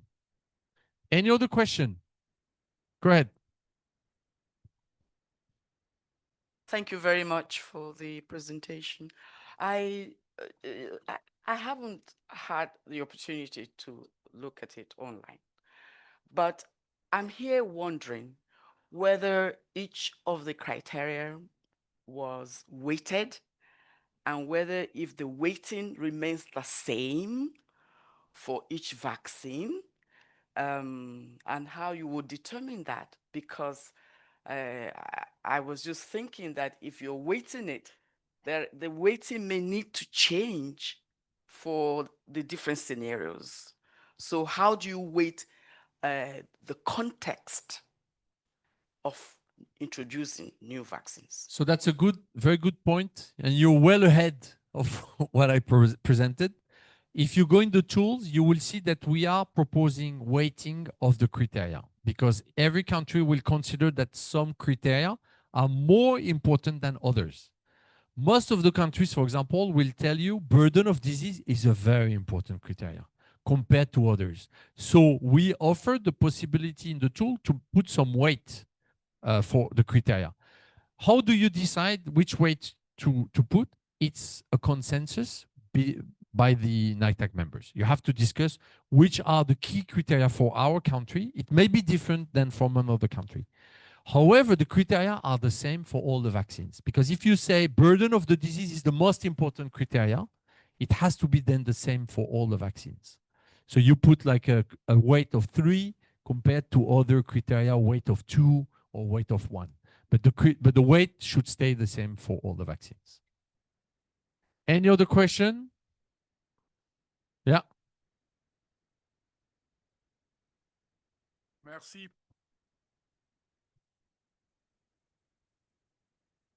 OK. Parmi les 10 critères que vous avez fait passer, il me semble que la question liée aux ressources humaines ne soit pas indiquée. Est-ce que vous estimez que ce critère est secondaire ou quoi? Alors, j'ai pas mentionné, j'ai dit que le Niger a retenu 15 critères. D'accord? 15 critères. 15 critères. Chaque pays sélectionne les critères qu'il veut dans la liste. Nous, on dit juste, quand on a demandé à des experts internationaux, régionaux ou de pays, ils ont considéré qu'il y avait à peu près 10 critères qui étaient absolument indispensables. Mais encore une fois, c'est à vous de discuter au sein du NITAG. Et pour vous dire que dans tous les pays où on a travaillé, où on a fait le pilote, ils ont tous mis les ressources humaines. Tous. Ils ont tous considéré qu'il fallait évaluer le poids sur l'infirmière qui est au niveau du terrain. Si le vaccin il nécessite 5 visites, 5 vaccinations, ils ont dit que c'était moins bien qu'un vaccin où finalement ça ne change rien au calendrier. Par exemple, si on rajoute, on met typhoïde, ça ne fait pas une visite en plus. C'est pendant la visite des 9 mois, par exemple, l'enfant va être vacciné. Donc, c'est très, très important comme critère. Still last. Merci. Je vous remercie pour la clarté de votre présentation. Je voudrais savoir, en matière de priorisation des critères, c'est-à-dire au niveau des pays, il y a bien sûr des choix qui se font en fonction des contextes du pays. Est-ce qu'il y a obligation de prendre en compte un certain paramétrage spécifique, c'est-à-dire des considérations économiques, logistiques, etc., où on peut choisir comme on veut? Alors moi, je dis ce travail-là, c'est le travail qui se fait au niveau du pays. Donc, c'est à vous de décider quels critères vous allez mettre en fonction du contexte du pays. Et donc, chaque pays choisit ce qu'il veut. Alors, bien sûr, comme je l'ai dit, il y a un certain nombre de critères qui sont quand même des critères qu'il faut regarder. L'efficacité du vaccin, le poids de la maladie, l'impact sur la chaîne du froid, par exemple. Tout ça, il faut. Mais après, c'est à vous d'ajuster, de rajouter les critères que vous voulez. Il ne faut pas prendre 25 critères, hein, parce que comparer 8 vaccins avec 25 critères, c'est trop compliqué. Par contre, il faut rajouter ces indicateurs qui vont vous permettre à vous ensuite, quand on va voir le ministre, on va lui dire, voilà, on a fait un classement. Ce classement, il est basé sur ces données-là, monsieur le ministre. Ce n'est pas moi qui ai inventé un classement. On a regardé tous ensemble, on a regardé les données, on a regardé les critères qui nous intéressent, nous, en Mauritanie, et voilà la liste. Donc, c'est important d'avoir ça. Thank you. Shall we jam our hands together for Dr. Kamal Sanusi? That was a very informative session. So, first announcement, and this is about the time we are wrapping up. I'm already missing you guys. Please, these sheets are going round. Please double check that your names and your time of departures are captured correctly. If there is an incident, if that's not so, please see me or any of my other colleagues from Niche. Thank you so much. Now I'm going to invite Kenelwe, who is going to be taking us through what she will be taking us through in the next 15 minutes. And while she's taking us through that, I will be going through and tallying up all the points, because after Kenelwe comes Alana, and then the points will point us to who we should be pointing at.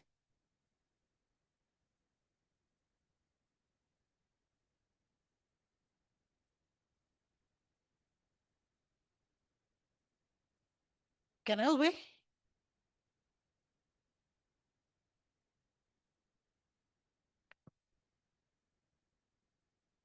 Okay.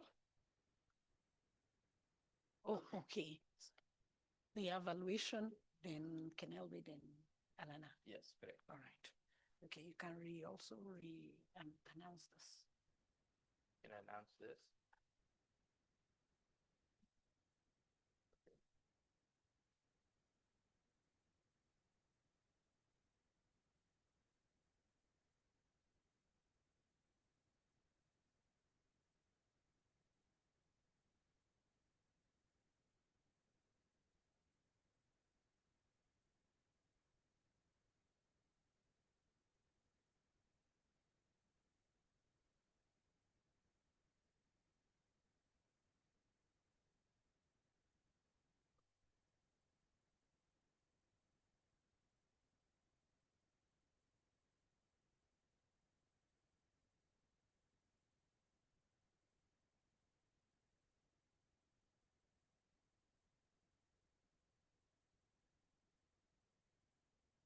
Hello. Okay, this is going to be the last time we ask this of you. The evaluation. It's a short day, and we want to keep the program moving, so we know the drill by now, please. Just scan it or use this code NEKGZL if you're on your laptop, or the QR code one scan.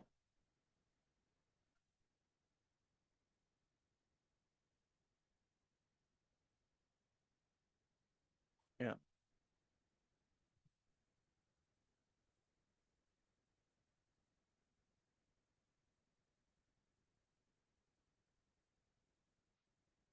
Okay, whilst people are still joining here, you can still join. Those who have joined already, we want you to share a picture that you've taken at this event so far.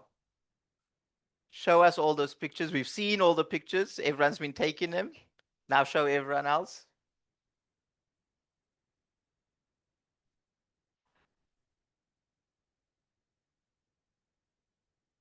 Hmm?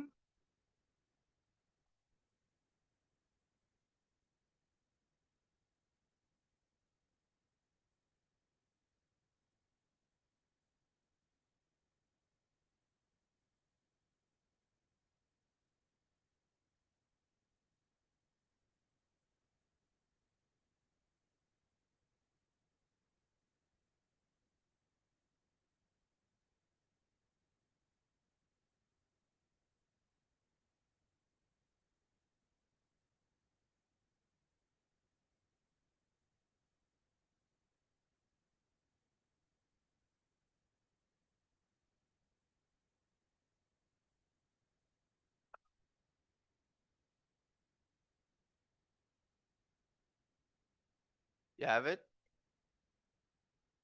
Awesome. Okay, let's have a look at some of these pictures. We all saw the group photo. Oh no. Let me just sing it. That's the group photo. We will, at the end of the course, all the photos you saw that Janine was taking, the photographer, we're going to share it with all of you once the course, maybe next week or whenever we get them back. The food, yes, very nice.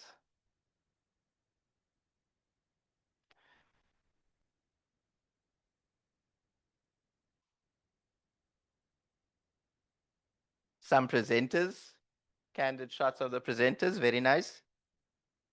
Okay, let's go on to the next question. So how useful was the information presented in this session, working towards practical solutions, health systems, and design thinking? This was Kenilwe's session this morning. How did we find it?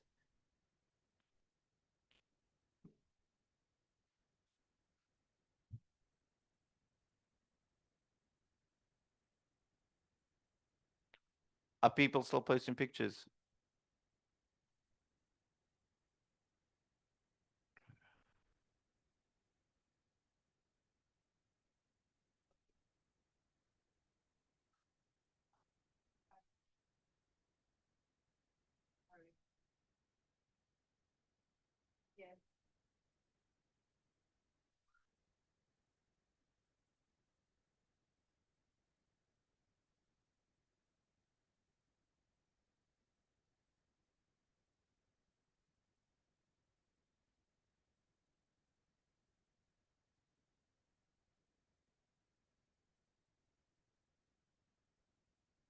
As most people answered this question, can I move on to the next one?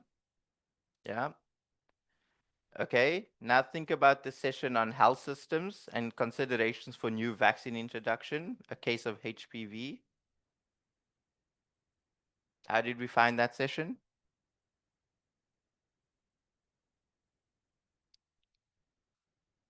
It hasn't changed it? Okay, wait, let me go back and come through.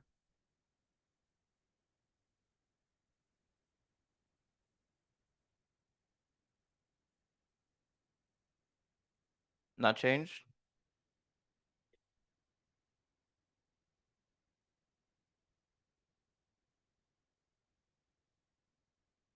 Let me just make sure it's this laptop's connected to the internet. Yeah, it is connected.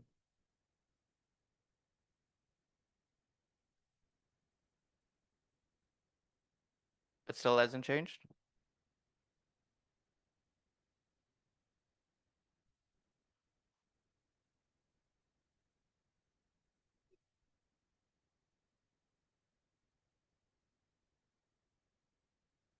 Okay.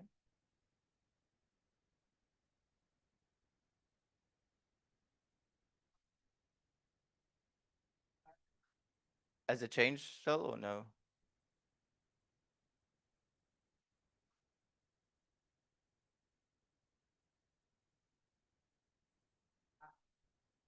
Okay, cool.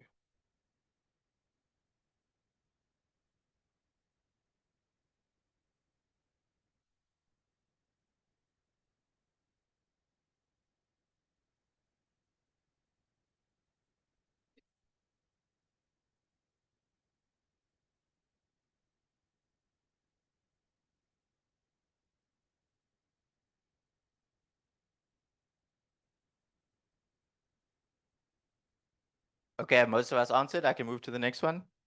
Hopefully it changes this time. Did it change?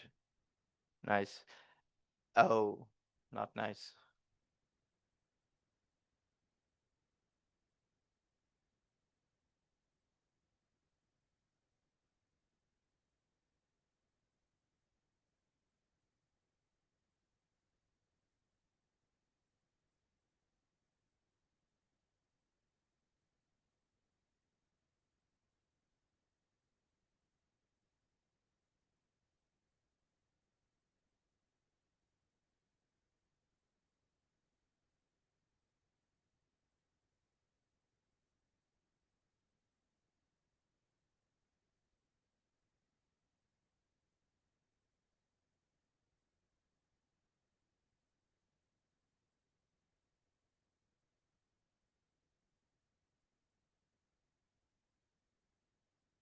Most people answered. We move on to the next one.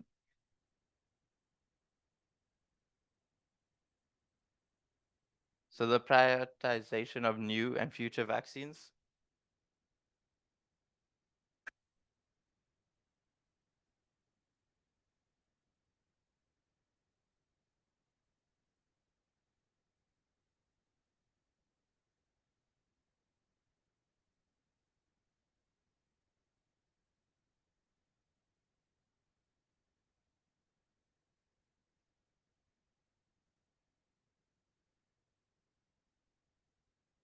Okay, we're gonna move on to the next one.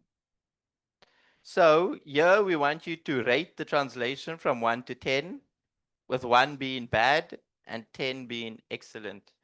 It hasn't changed. Okay. I'm just gonna restart the internet on this lap. Okay. Okay, it's changed.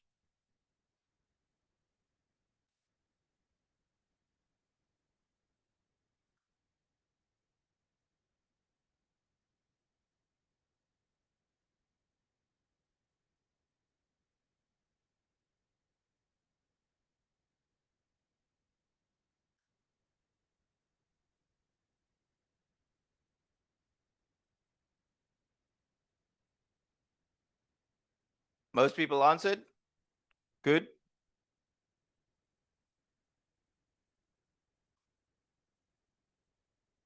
So the next one, when it loads, we just want you to rate your experience with the flights. How did you find the communication regarding your flight and everything like that?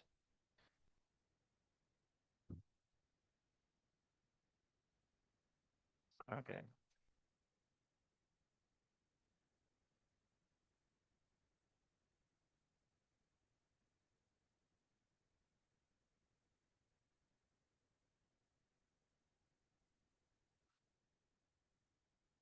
Don't know.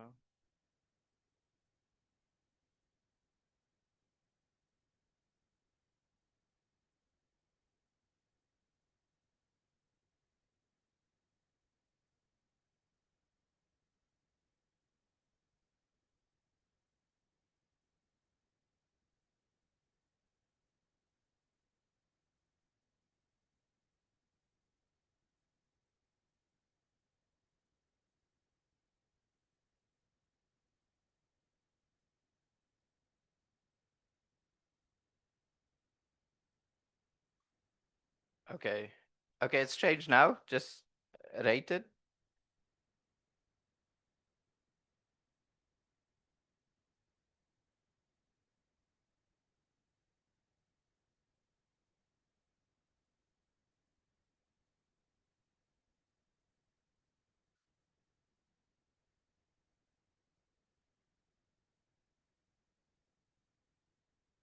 Most people have rated. Can we go to the next one? Yeah. And this is now in terms of ground transport and shuttles. So back and forth from the airport or the hotel. How did you find that?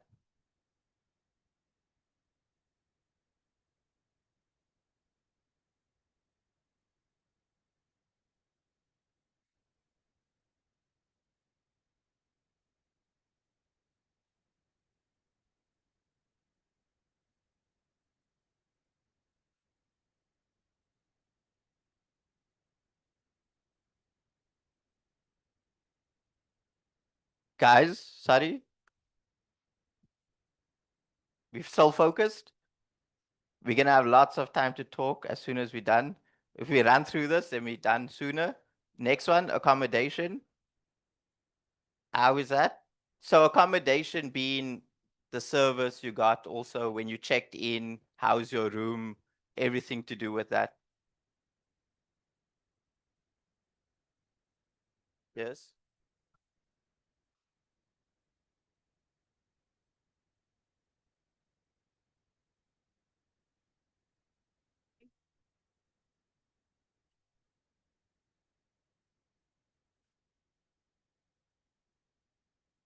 Okay, is everyone done? Can we move to the next one?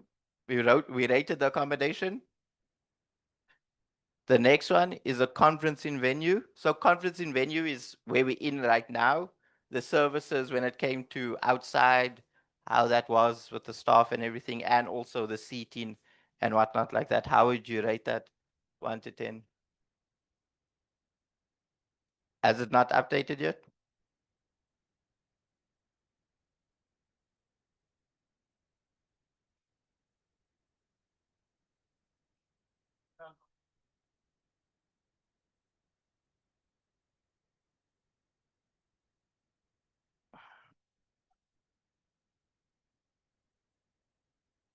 Okay, now after the conferencing venue, the food.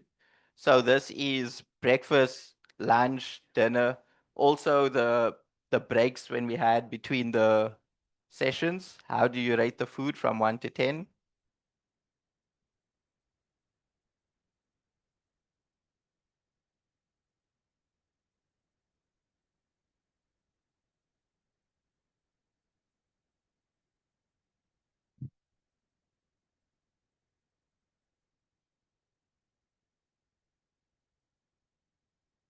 Okay, let's move on to the next question. Now rate your experience. Guys, sorry. Thank you. Rate your, we can still deduct points, yes? It's not too late. It's not too late. So AV regards the sound equipment, the microphones, how everything was with that. How was your experience with that?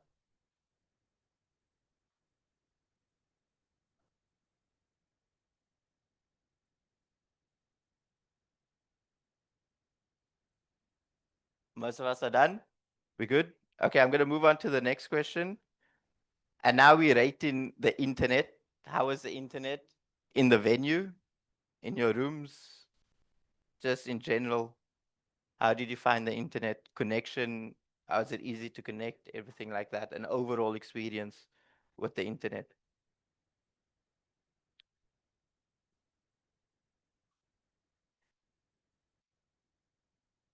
Okay, I'm going to move on to the next question. So now this is just, as usual, list anything new that is applicable from these sessions. So we had 4 sessions so far today. What is it that's stuck by you that you've learned that is new and you will remember going forward? It's yet to change. Okay, let's just wait a few bit. I think the issue is the laptop, the internet here on the laptop is just a bit slow. So just bear with us. It should change. I hope it should change. Yeah?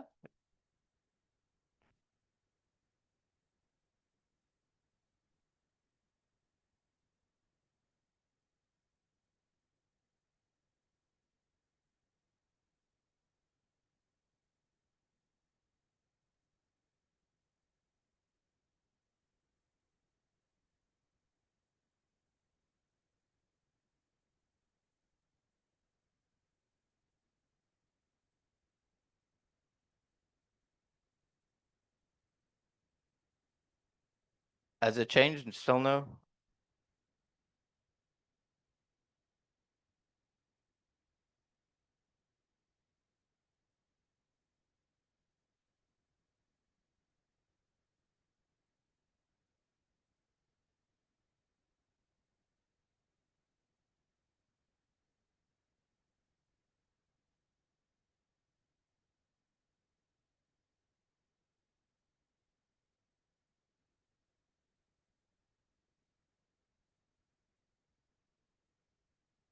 Still hasn't changed.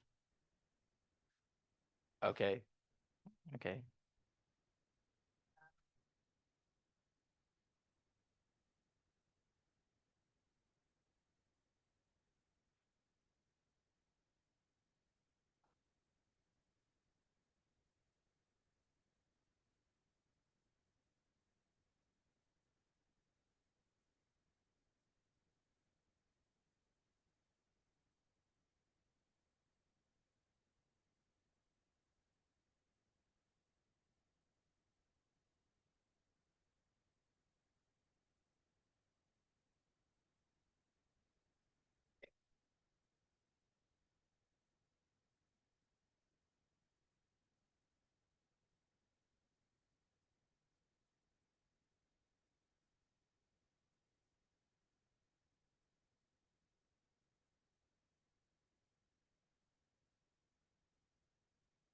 Okay, as we just put the last questions in, now I'm going to hand over to Canilwe for, I think, the final session of today. Not the final session, Alana will be afterwards, but then we can be done.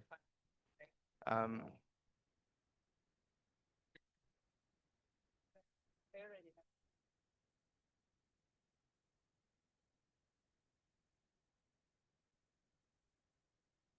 Hello, everyone.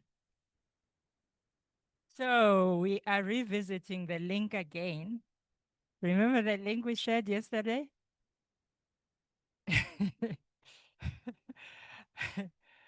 At least now you have another tool that you've learned to use while you were here. Mural, which is a collaborative platform, which is a very nice tool for making information visible. Because then we can all look at the same piece of information at the same time. So yesterday, when you were doing your reflections, you identified 2 actions that you are gonna undertake when you go back home. And you also came up with you shared some thoughts on how you would apply design thinking when you go back into your countries.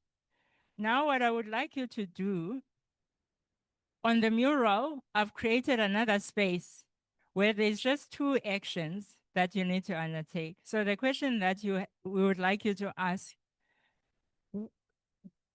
are you willing for Nish to contact you in about 6 months' time via email to follow up on your progress on the 2 actions that you indicated that you were going to do. So if you agree, you're going to delete the no and only leave the thumbs up. So you're going to click on the icons that are on the mural, and you're going to delete the one that is not relevant and only leave the one that is a thumbs up. If you want us to contact you, you're going to leave only the thumbs up. Is it clear? Great. So there's only 2 icons. One is that if you want us to contact you, you're going to give us a thumbs up. And if you don't want us to contact you, you're going to delete the thumbs up. I'm coming.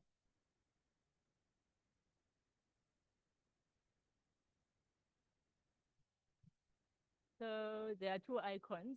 If you want us to contact you, you're going to leave this icon. If you don't want us to contact you, so you delete this one if you want us to contact you. So I'll delete this one. Yes, and then that's it. That's fine. And then you can close the link. Can be one person. Yes, it can be one person. Yeah, no. Remember, you are the collective, not a Very good session, by the way. Thank you. All right, has everybody done it? Oh, you're still opening the link? Okay.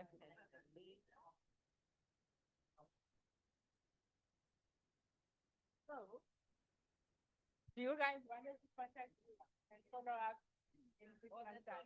That's all. She's open. No, not to me. To the mural. We want it in writing. Well, we want it in icon. She's opening it.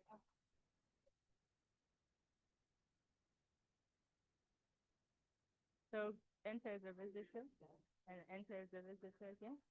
So it's this one, the question here. So if you want us to contact you, you leave that one and delete this one.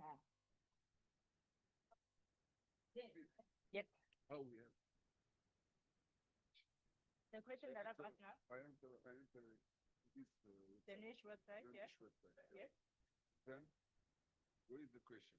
Oh, it's on the mural, not on the niche website. We sent a link yesterday. Does everybody have it? Hey. No, it's done. Yeah.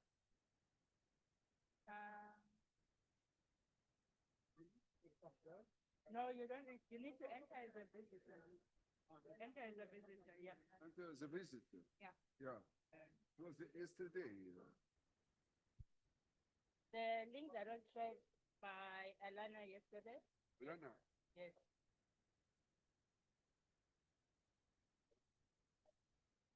Are you able to open it?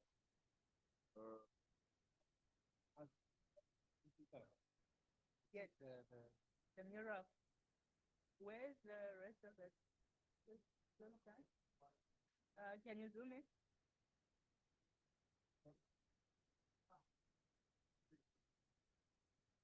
Okay, I'm gonna bring my laptop.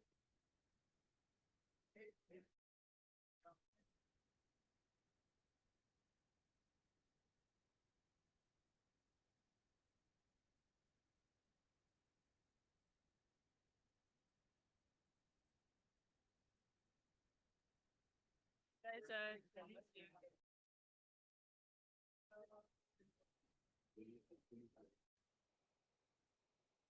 so this is the question that you need to answer. If you want us to contact you after 6 months, if yes, we're gonna delete it. Okay. There you go. You're done. We are done? That's it, yes. Yeah, that's it? Yes. Okay. The whole, okay. You'll receive it. I do. Yes, you'll receive it. I'm gonna ask another. Okay. Okay.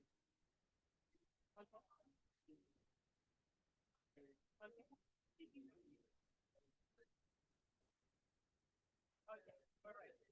Have you guys done it? Have you guys done it? Yes. Okay. Yes. Huh? Oops, sorry. What was the question? No, but you guys can contact us as well. Contact.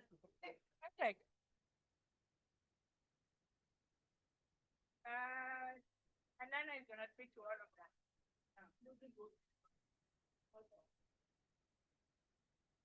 All right, everyone. Thank you so much for doing the exercise. Now we have your own icons telling us that we can contact you. We appreciate it. So we are going to make contact with you in the near future. I am now going to hand over to Alana, and she's going to take us through one last activity. We're almost there. We're almost there.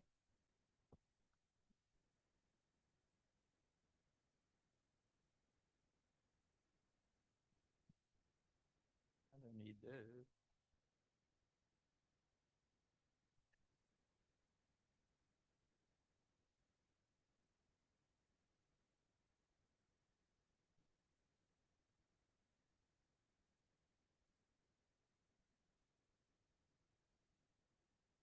Good afternoon, everybody.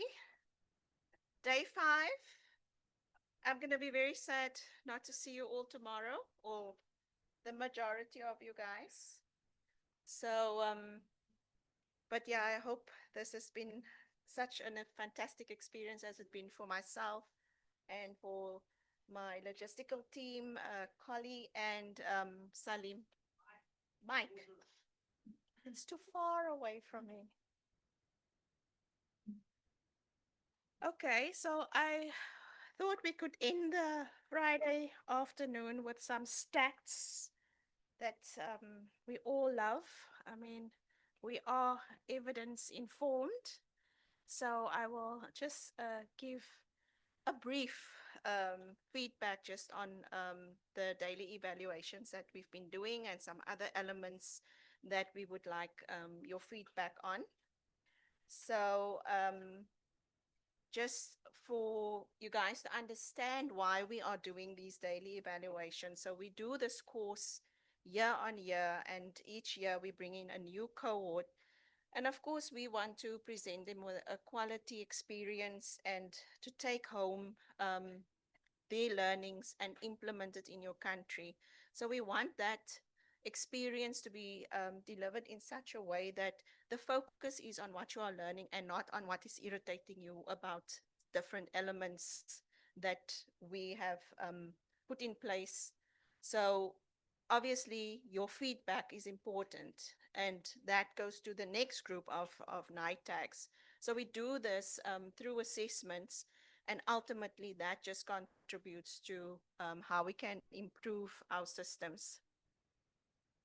So just on the daily evaluations that we've done this week, of course, day 5 is not included because that's today. I'm not Superwoman, so I couldn't tally that for you, unfortunately.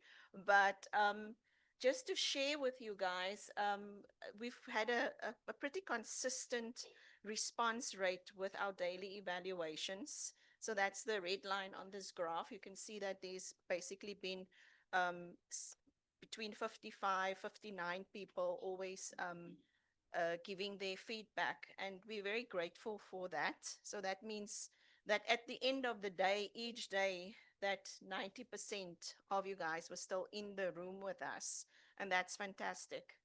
And then just to maybe look at the scores each day. So the blue bar is the first option that you would get, where you indicate for each session, either you have the choice of mostly what I learned is important to me and I'll apply it.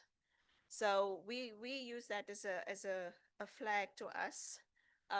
As you can see, for the most part across most of the days, the percentage scoring for that rating has been 60% and beyond. And I just want to pause for a moment and just ask what happened on day 3. So day 3 covered, if we look at the topics that was covered or the themes that was covered, was on equity and feasibility, values and acceptability. And I wonder if anyone can just, if anyone wants to share what they can remember in terms of giving that type of score, if they want to share why that day, or was it because it is after the cocktail event? Is it just midweek fatigue? Anyone who wants to share their experience, and it doesn't have to be specifically on Wednesday. Is anyone who wants to share something about the program that they've done this week? Positives, negatives, doesn't matter. No one? Anyone? Ah, we've got one hand, Gambia. Thank you very much. It doesn't have anything to do with day three, but the program was very interesting. We've learned a lot, but I think the timing for us to ask questions or concerns was very small. It was mainly the presentations and then quickly to the next presentation. We would have appreciated more time, at least, to raise our concerns or clear up things that we didn't understand. Thank you. Anyone else? South Africa? I think what affected day three scoring, it was interpretation. Remember, we use AI, so it may be that most of us, we didn't understand what was said. Good point. Good point. Definitely. Go ahead. Just on the point of the using the AI, most of what AI was translating was wrong. So Okay. definitely that must have contributed immensely on why that dip. Yeah, yeah. So I'm gonna pause on the AI comment now because that is my next slide. But I want to come back to sorry, Dr. Obi's comment about opportunity for the night tags to speak. And as you can see on day 2, the scores were much higher. And I think that was that fantastic session that allowed you guys to give feedback on your experiences in the outbreak situation. And I think even me just having been part of this group for the last 3 years, it was probably the most excitement that I've seen at this course. And I'm hoping that I can sway the powers that be, that we introduce more such sharing sessions, because I think there's a lot to be learned from each other, and everybody has they have stories to share. So yeah, it's definitely something that we should look at. Nigeria? Thank you so much. I think one of the factors that affects scoring for day three is also the kind of topics. For instance, MCV switch. Many countries here are already in the process of switching. So they may not necessarily be able to vote that they are going to apply because it is already on progress. The also another topic has to do with low and middle income country funding, which nobody here can make any significant changes to. So whether you need more funding or not, the table has been set, so there is nothing anybody can do. So I think some of the topics in the three necessarily leads to this kind of scoring, because many of these topics you cannot apply because there is no way you can ask Gavi or other partners to give you more money. CDC has already stopped money, so even if you want to do anything, there's absolutely nothing you can do. So maybe that is why we have few scores in addition to AI. Thank you, and over. Right. That's a very insightful comment. So I'm thinking, so relevance of where you are now in your recommendation or your rollouts, to keep an eye on that. And then also if the relevant stakeholders are not in the room for funding discussions, it's a taboo topic basically. I mean, as you say, the table has been set on that. So I think those are things that we can consider for our next program for 2026. But thank you. Is there anyone else who wants to share? You've got time to share. Oh, we don't. Okay. Just on the AI issue. So this has been also a year of firsts. So I wanna already thank you guys for contributing to your feedback and your patience, and the feedback we've been receiving in the corridors has been very positive, considering you were the first cohort at this venue. You were the first cohort to be exposed to a full day AI. You were the first cohort to be exposed to the digital program. And there was another first, I can't remember, but you guys have been fantastic. So we see your scores for AI, and it's something that we will develop. We are trying to bring them into to more of a co-development of training of the AI. So we will work on that. But I think considering that, it's not a low, we will definitely pursue it, and maybe do a hybrid effect, because yeah, there is certain limitations with both human and AI, but we consider your votes, and we'll see how to improve on that. Then I just want to finally remind you guys to please not forget niche when you walk out the door. When you that plane takes off out of South Africa, we are still here to remind you of our in-person trainings for your new colleagues that come onto your NITAG. We use the annual African vaccinology course, which we usually have in November. We use it as an entry platform for new NITAGs, and that's an individual course. So if you've got new members that are joining your NITAG, they can certainly also apply to attend that. Don't forget about the ETR vaccinology training sessions that we do in collaboration with WHO and other partners. And then online training. Remember our niche website. I put it up there. Online courses. There's 2 more coming out. The NITAG visibility that Adele did yesterday is coming out very soon. We'll have immunology scored very high, and that is an online course that I think is also in the pipeline towards probably end of this year, beginning of next year. Library guides, webinars. Webinar we're having in June. Once a quarter, we have a niche webinar. You are now all members of the niche AVCN alumni. So you will receive emails from me to invite you to join all of these platforms with all information that you need for that. Niche website. Importantly, remember the slides, the recording, everything that you have experienced this week will be available on the niche website. Just give us the month of June to just get all of our stuff there optimally. And then finally, expanded services or support. We've heard from Kanilwe, our design thinker. Sheetal did a presentation yesterday on mathematical modeling. There's other support that did not, maybe not present this week. Please make contact with us. I hear we're going to have a chatbot function soon linked to our help desk.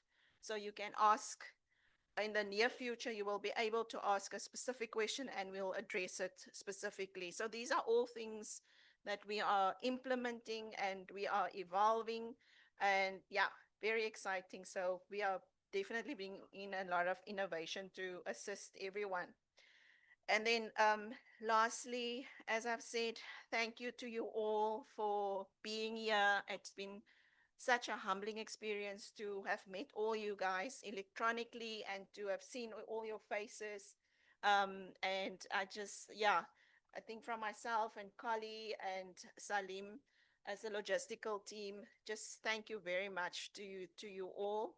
And I will leave over to Rizani. Not yet. Oh, Elizabeth. Sorry, Elizabeth has got something to say. Thank you, everybody.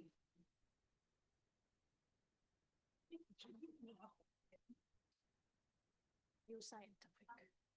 Ooh, she is being. All right. Thank you so much, Alana, Polly, and Salim. Askis, you don't. All right. I asked her why didn't she include me in the team. She said I'm scientific. So, being scientific, I want to submit to you that the grade assessment of this evidence is very, very low. The risk of bias is very high. The publication bias is very high. So the certainty of this evidence is very, very low. All right. That said, I want you all to jam your hands together for yourselves. You have been a very fantastic cohort. I'm missing you guys already. You can see what I have in my hand. I'm told is made from camel skin, all the way from Mauritania, isn't it? So I really, really appreciate it. Please exchange phone numbers, exchange emails, exchange hugs, and keep in touch. So according to this very low certainty of evidence, everybody is a winner. Jam your hands together for yourselves once again. Two countries tied in the third place. Two countries tied in the third place, and that will be Nigeria and Cabo Verde. Please stand up and take a bow for recognition, Nigeria and Cabo Verde. Stand up. Yeah. So those are the third group of people. Thank you. You may be seated. The second, please sit down. Thank you. The second. But Elizabeth, Yes. we can't see the evidence. Only you can see the evidence. Yes. So we're wondering whether the evidence is real. The evidence is real. The certainty is very low, but the evidence is real. Right. And you are free to cross-check. All right. Coming in second place is Morocco.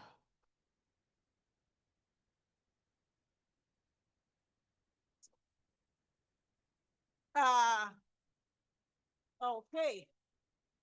The Morocco, how many delegates are you? I was told 5, but now I'm seeing 6. Oh, Morocco, 5 delegates, right? All 5 of you march forward majestically and come and get your gifts.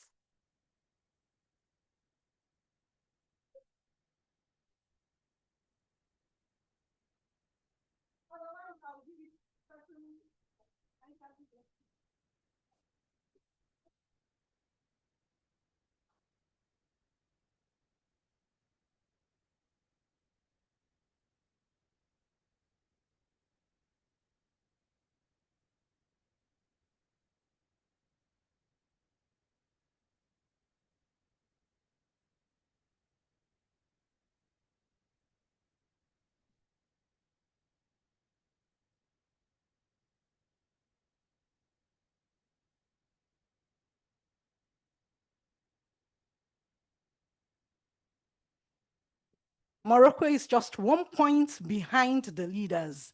Their scores tallied up to 36, and the winner, the score is 37. Nigeria and Cabo Verde both had 29 each.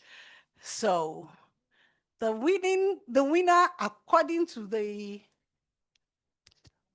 evidence, yes.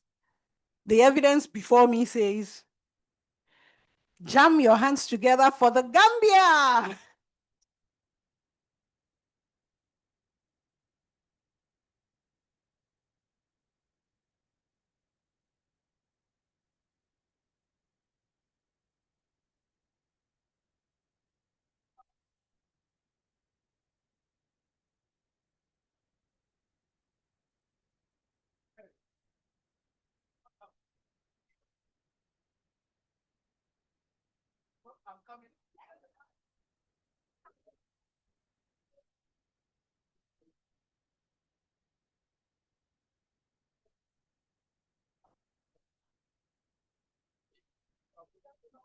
Dr. Eve said, definitely, I'm from the Gambia. All right. Finally, as I call my director, Prof. Roots, to come and wrap up this very exciting 5 days, I would like to thank the Almighty God, the giver of life. I'd like to thank my line manager, Ben, for giving me the opportunity. Please jam your hands together for my line. I'd like to thank the entire Niche team. And I would like to thank you wonderful people. It's been exciting working with you. Jam your hands together for yourself soon.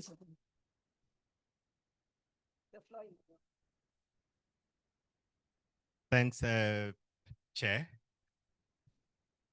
Thank you very much. I'm not here to say a lot of stuff. I just want to express my real deep gratitude for your presence here, for this really long week that I hope in many ways has been exciting. And it's really a privilege to be part of this journey in which all of you are in, that I really hope and believe that it will, in the long run, make our continent better. And so I feel really greatly privileged to work together with all of you in this room who strongly believe in the same things, in a different world that we can all build together, and a different future than the one which we've inherited, and hopefully with giving a better legacy to our own continent and our own children. So thank you very much for being here today. So,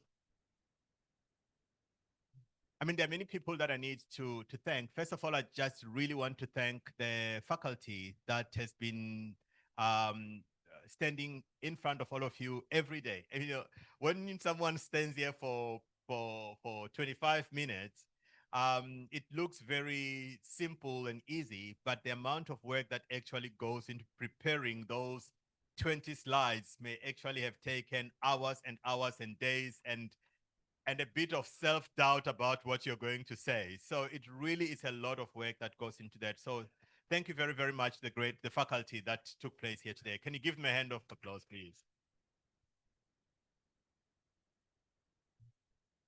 And you will notice that a lot of them have actually come from very far to be here. We've had partners that flew internationally to spend time here.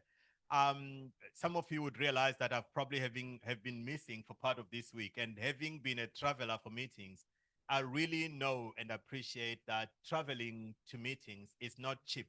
There's a cost to yourself, there's a cost to family, there's a cost to colleagues, and then there's that crazy madness of trying to catch up with work, or even doing work late at night to catch up with the things that you can't do during the day because you are here. So really appreciate the people who have really made the long trek, as we call it in South Africa, to come to this place. So really thank you very much for that.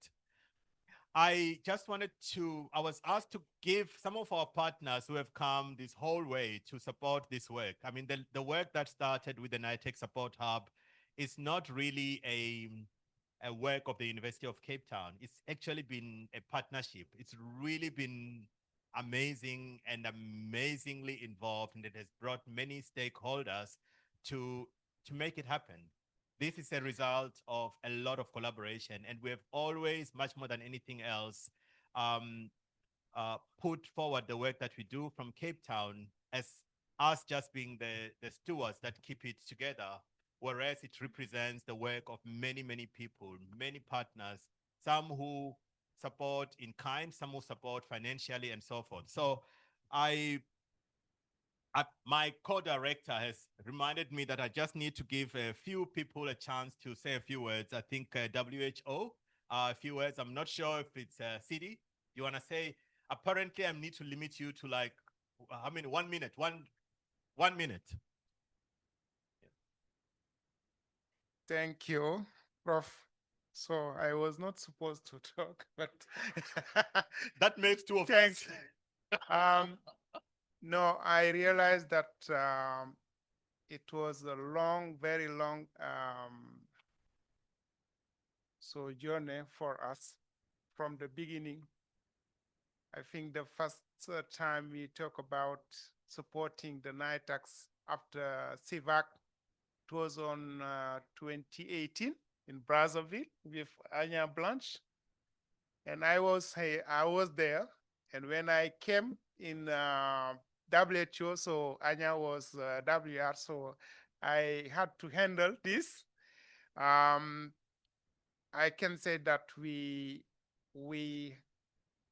really succeed in what we wanted to have as collaboration.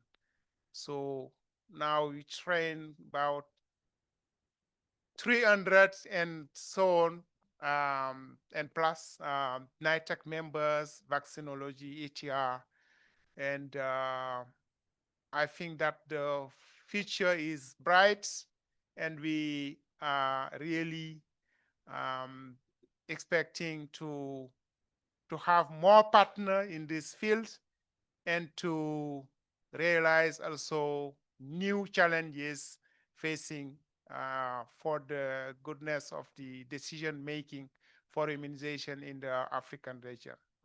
And thanks to all NITACs for their commitment to support countries making good decisions for the well-being and health. Thanks again. Bye.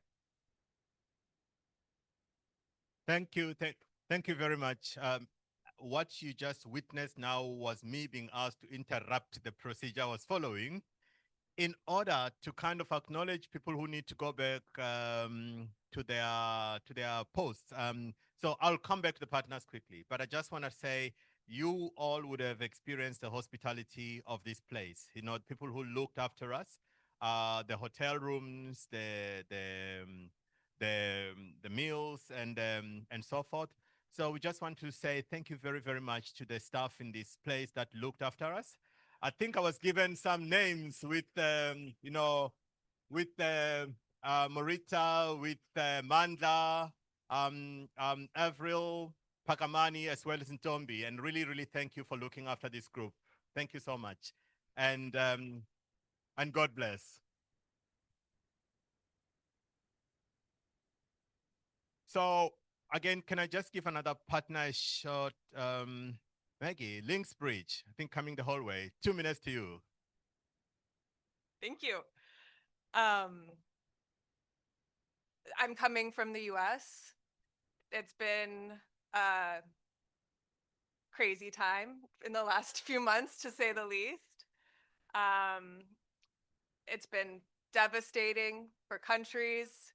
It's been embarrassing for ours in many ways. And it's been a difficult time in the global health space for so many partners. And so it's been a low. And coming here, honestly, this week is like a high in my career. I am humbled. I'm inspired. I'm impressed. And I'm really optimistic about the future of global health in Africa with the strengthening of NITAG. So thank you so much, and Godspeed. Thank you. Thank you so very much. Michelle, do you want to say something from Gavi?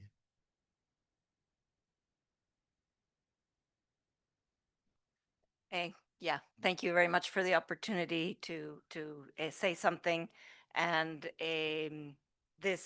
although I've participated in this course a couple of times, this is the first time that I'm actually able to be here in person, and there's no comparison.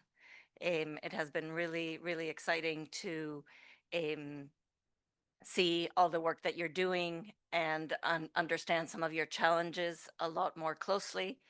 A part of the work that I do is on policy, and your job is taking global policy and making that relevant to your context, and that is very challenging. So thank you very much for letting me participate.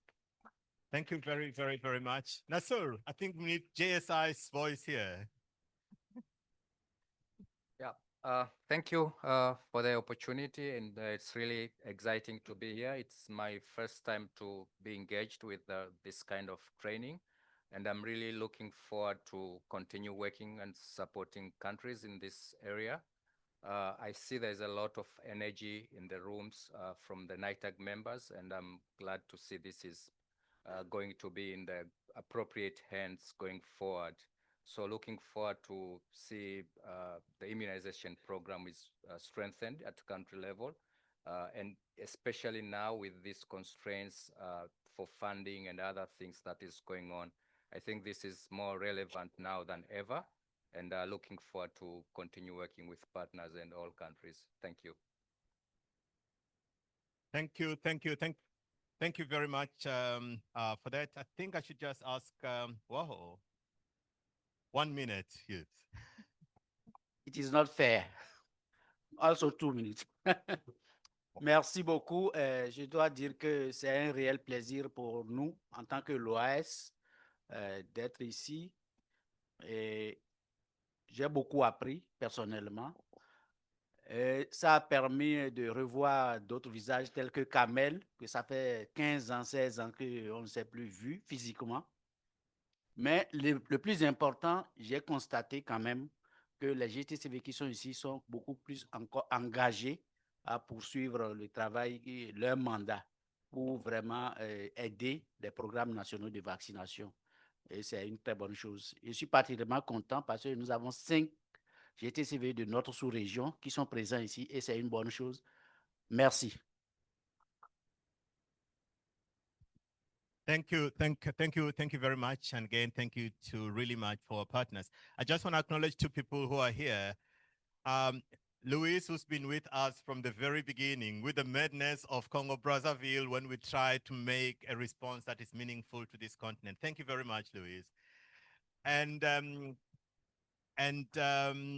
Kamel, who's here coming the whole way, who's also part of the structure that keeps other vaccinology courses afloat, that respond to the real needs, changing needs of vaccinology in the world, and really appreciate you to making the trip to be here. Thank you very much for this.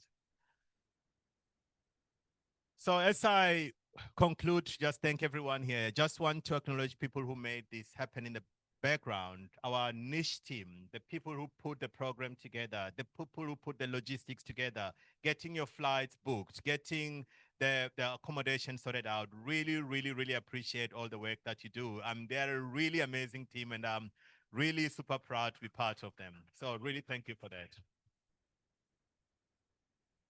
And I just want to acknowledge our technical support here. I mean, the audiovisual team that has to juggle all these people, people talking from outside, making sure that the sounds come through, especially when there's interpretation needing to be done. Really thank you, gentlemen, for this really amazing work. So thank you so much.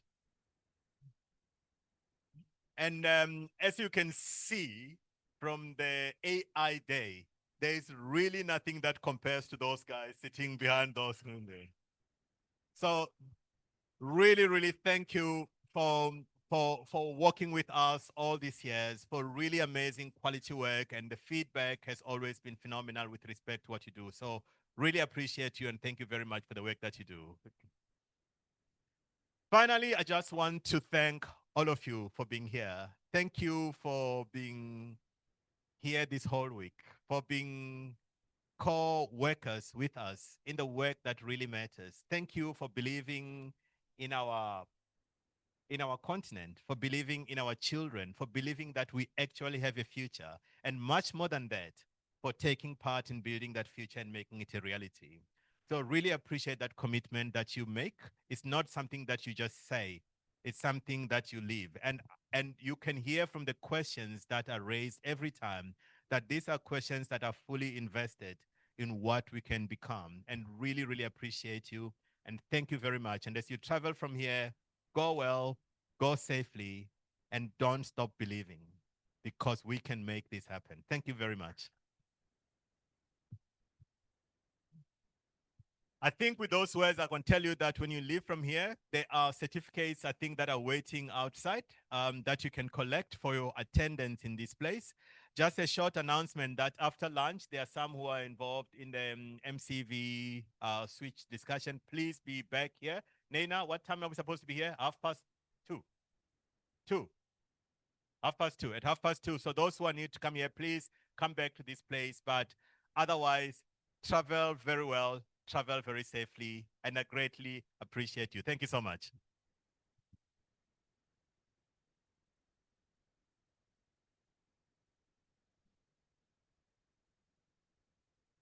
Madame, merci. Merci de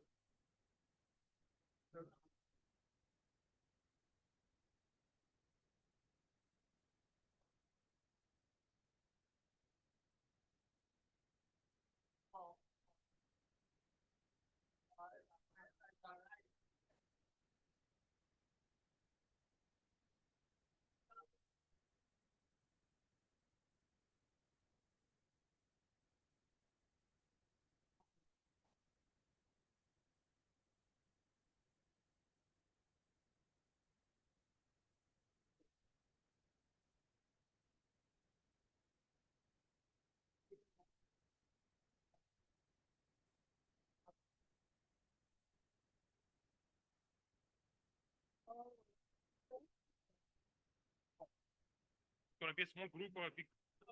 Okay.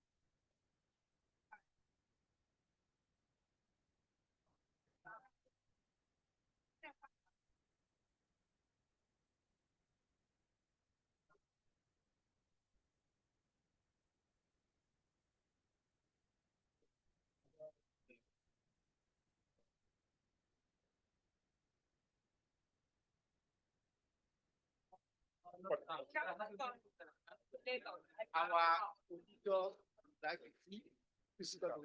yeah.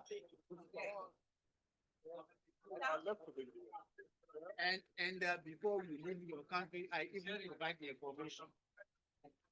And I will keep it here.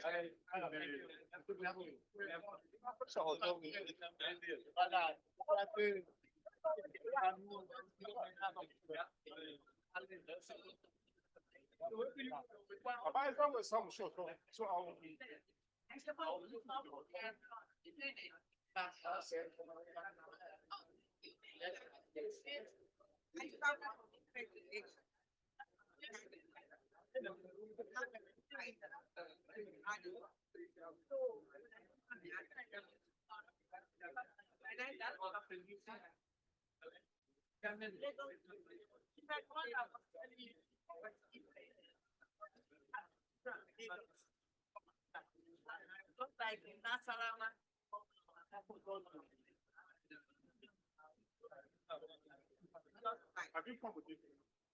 Have you come with it?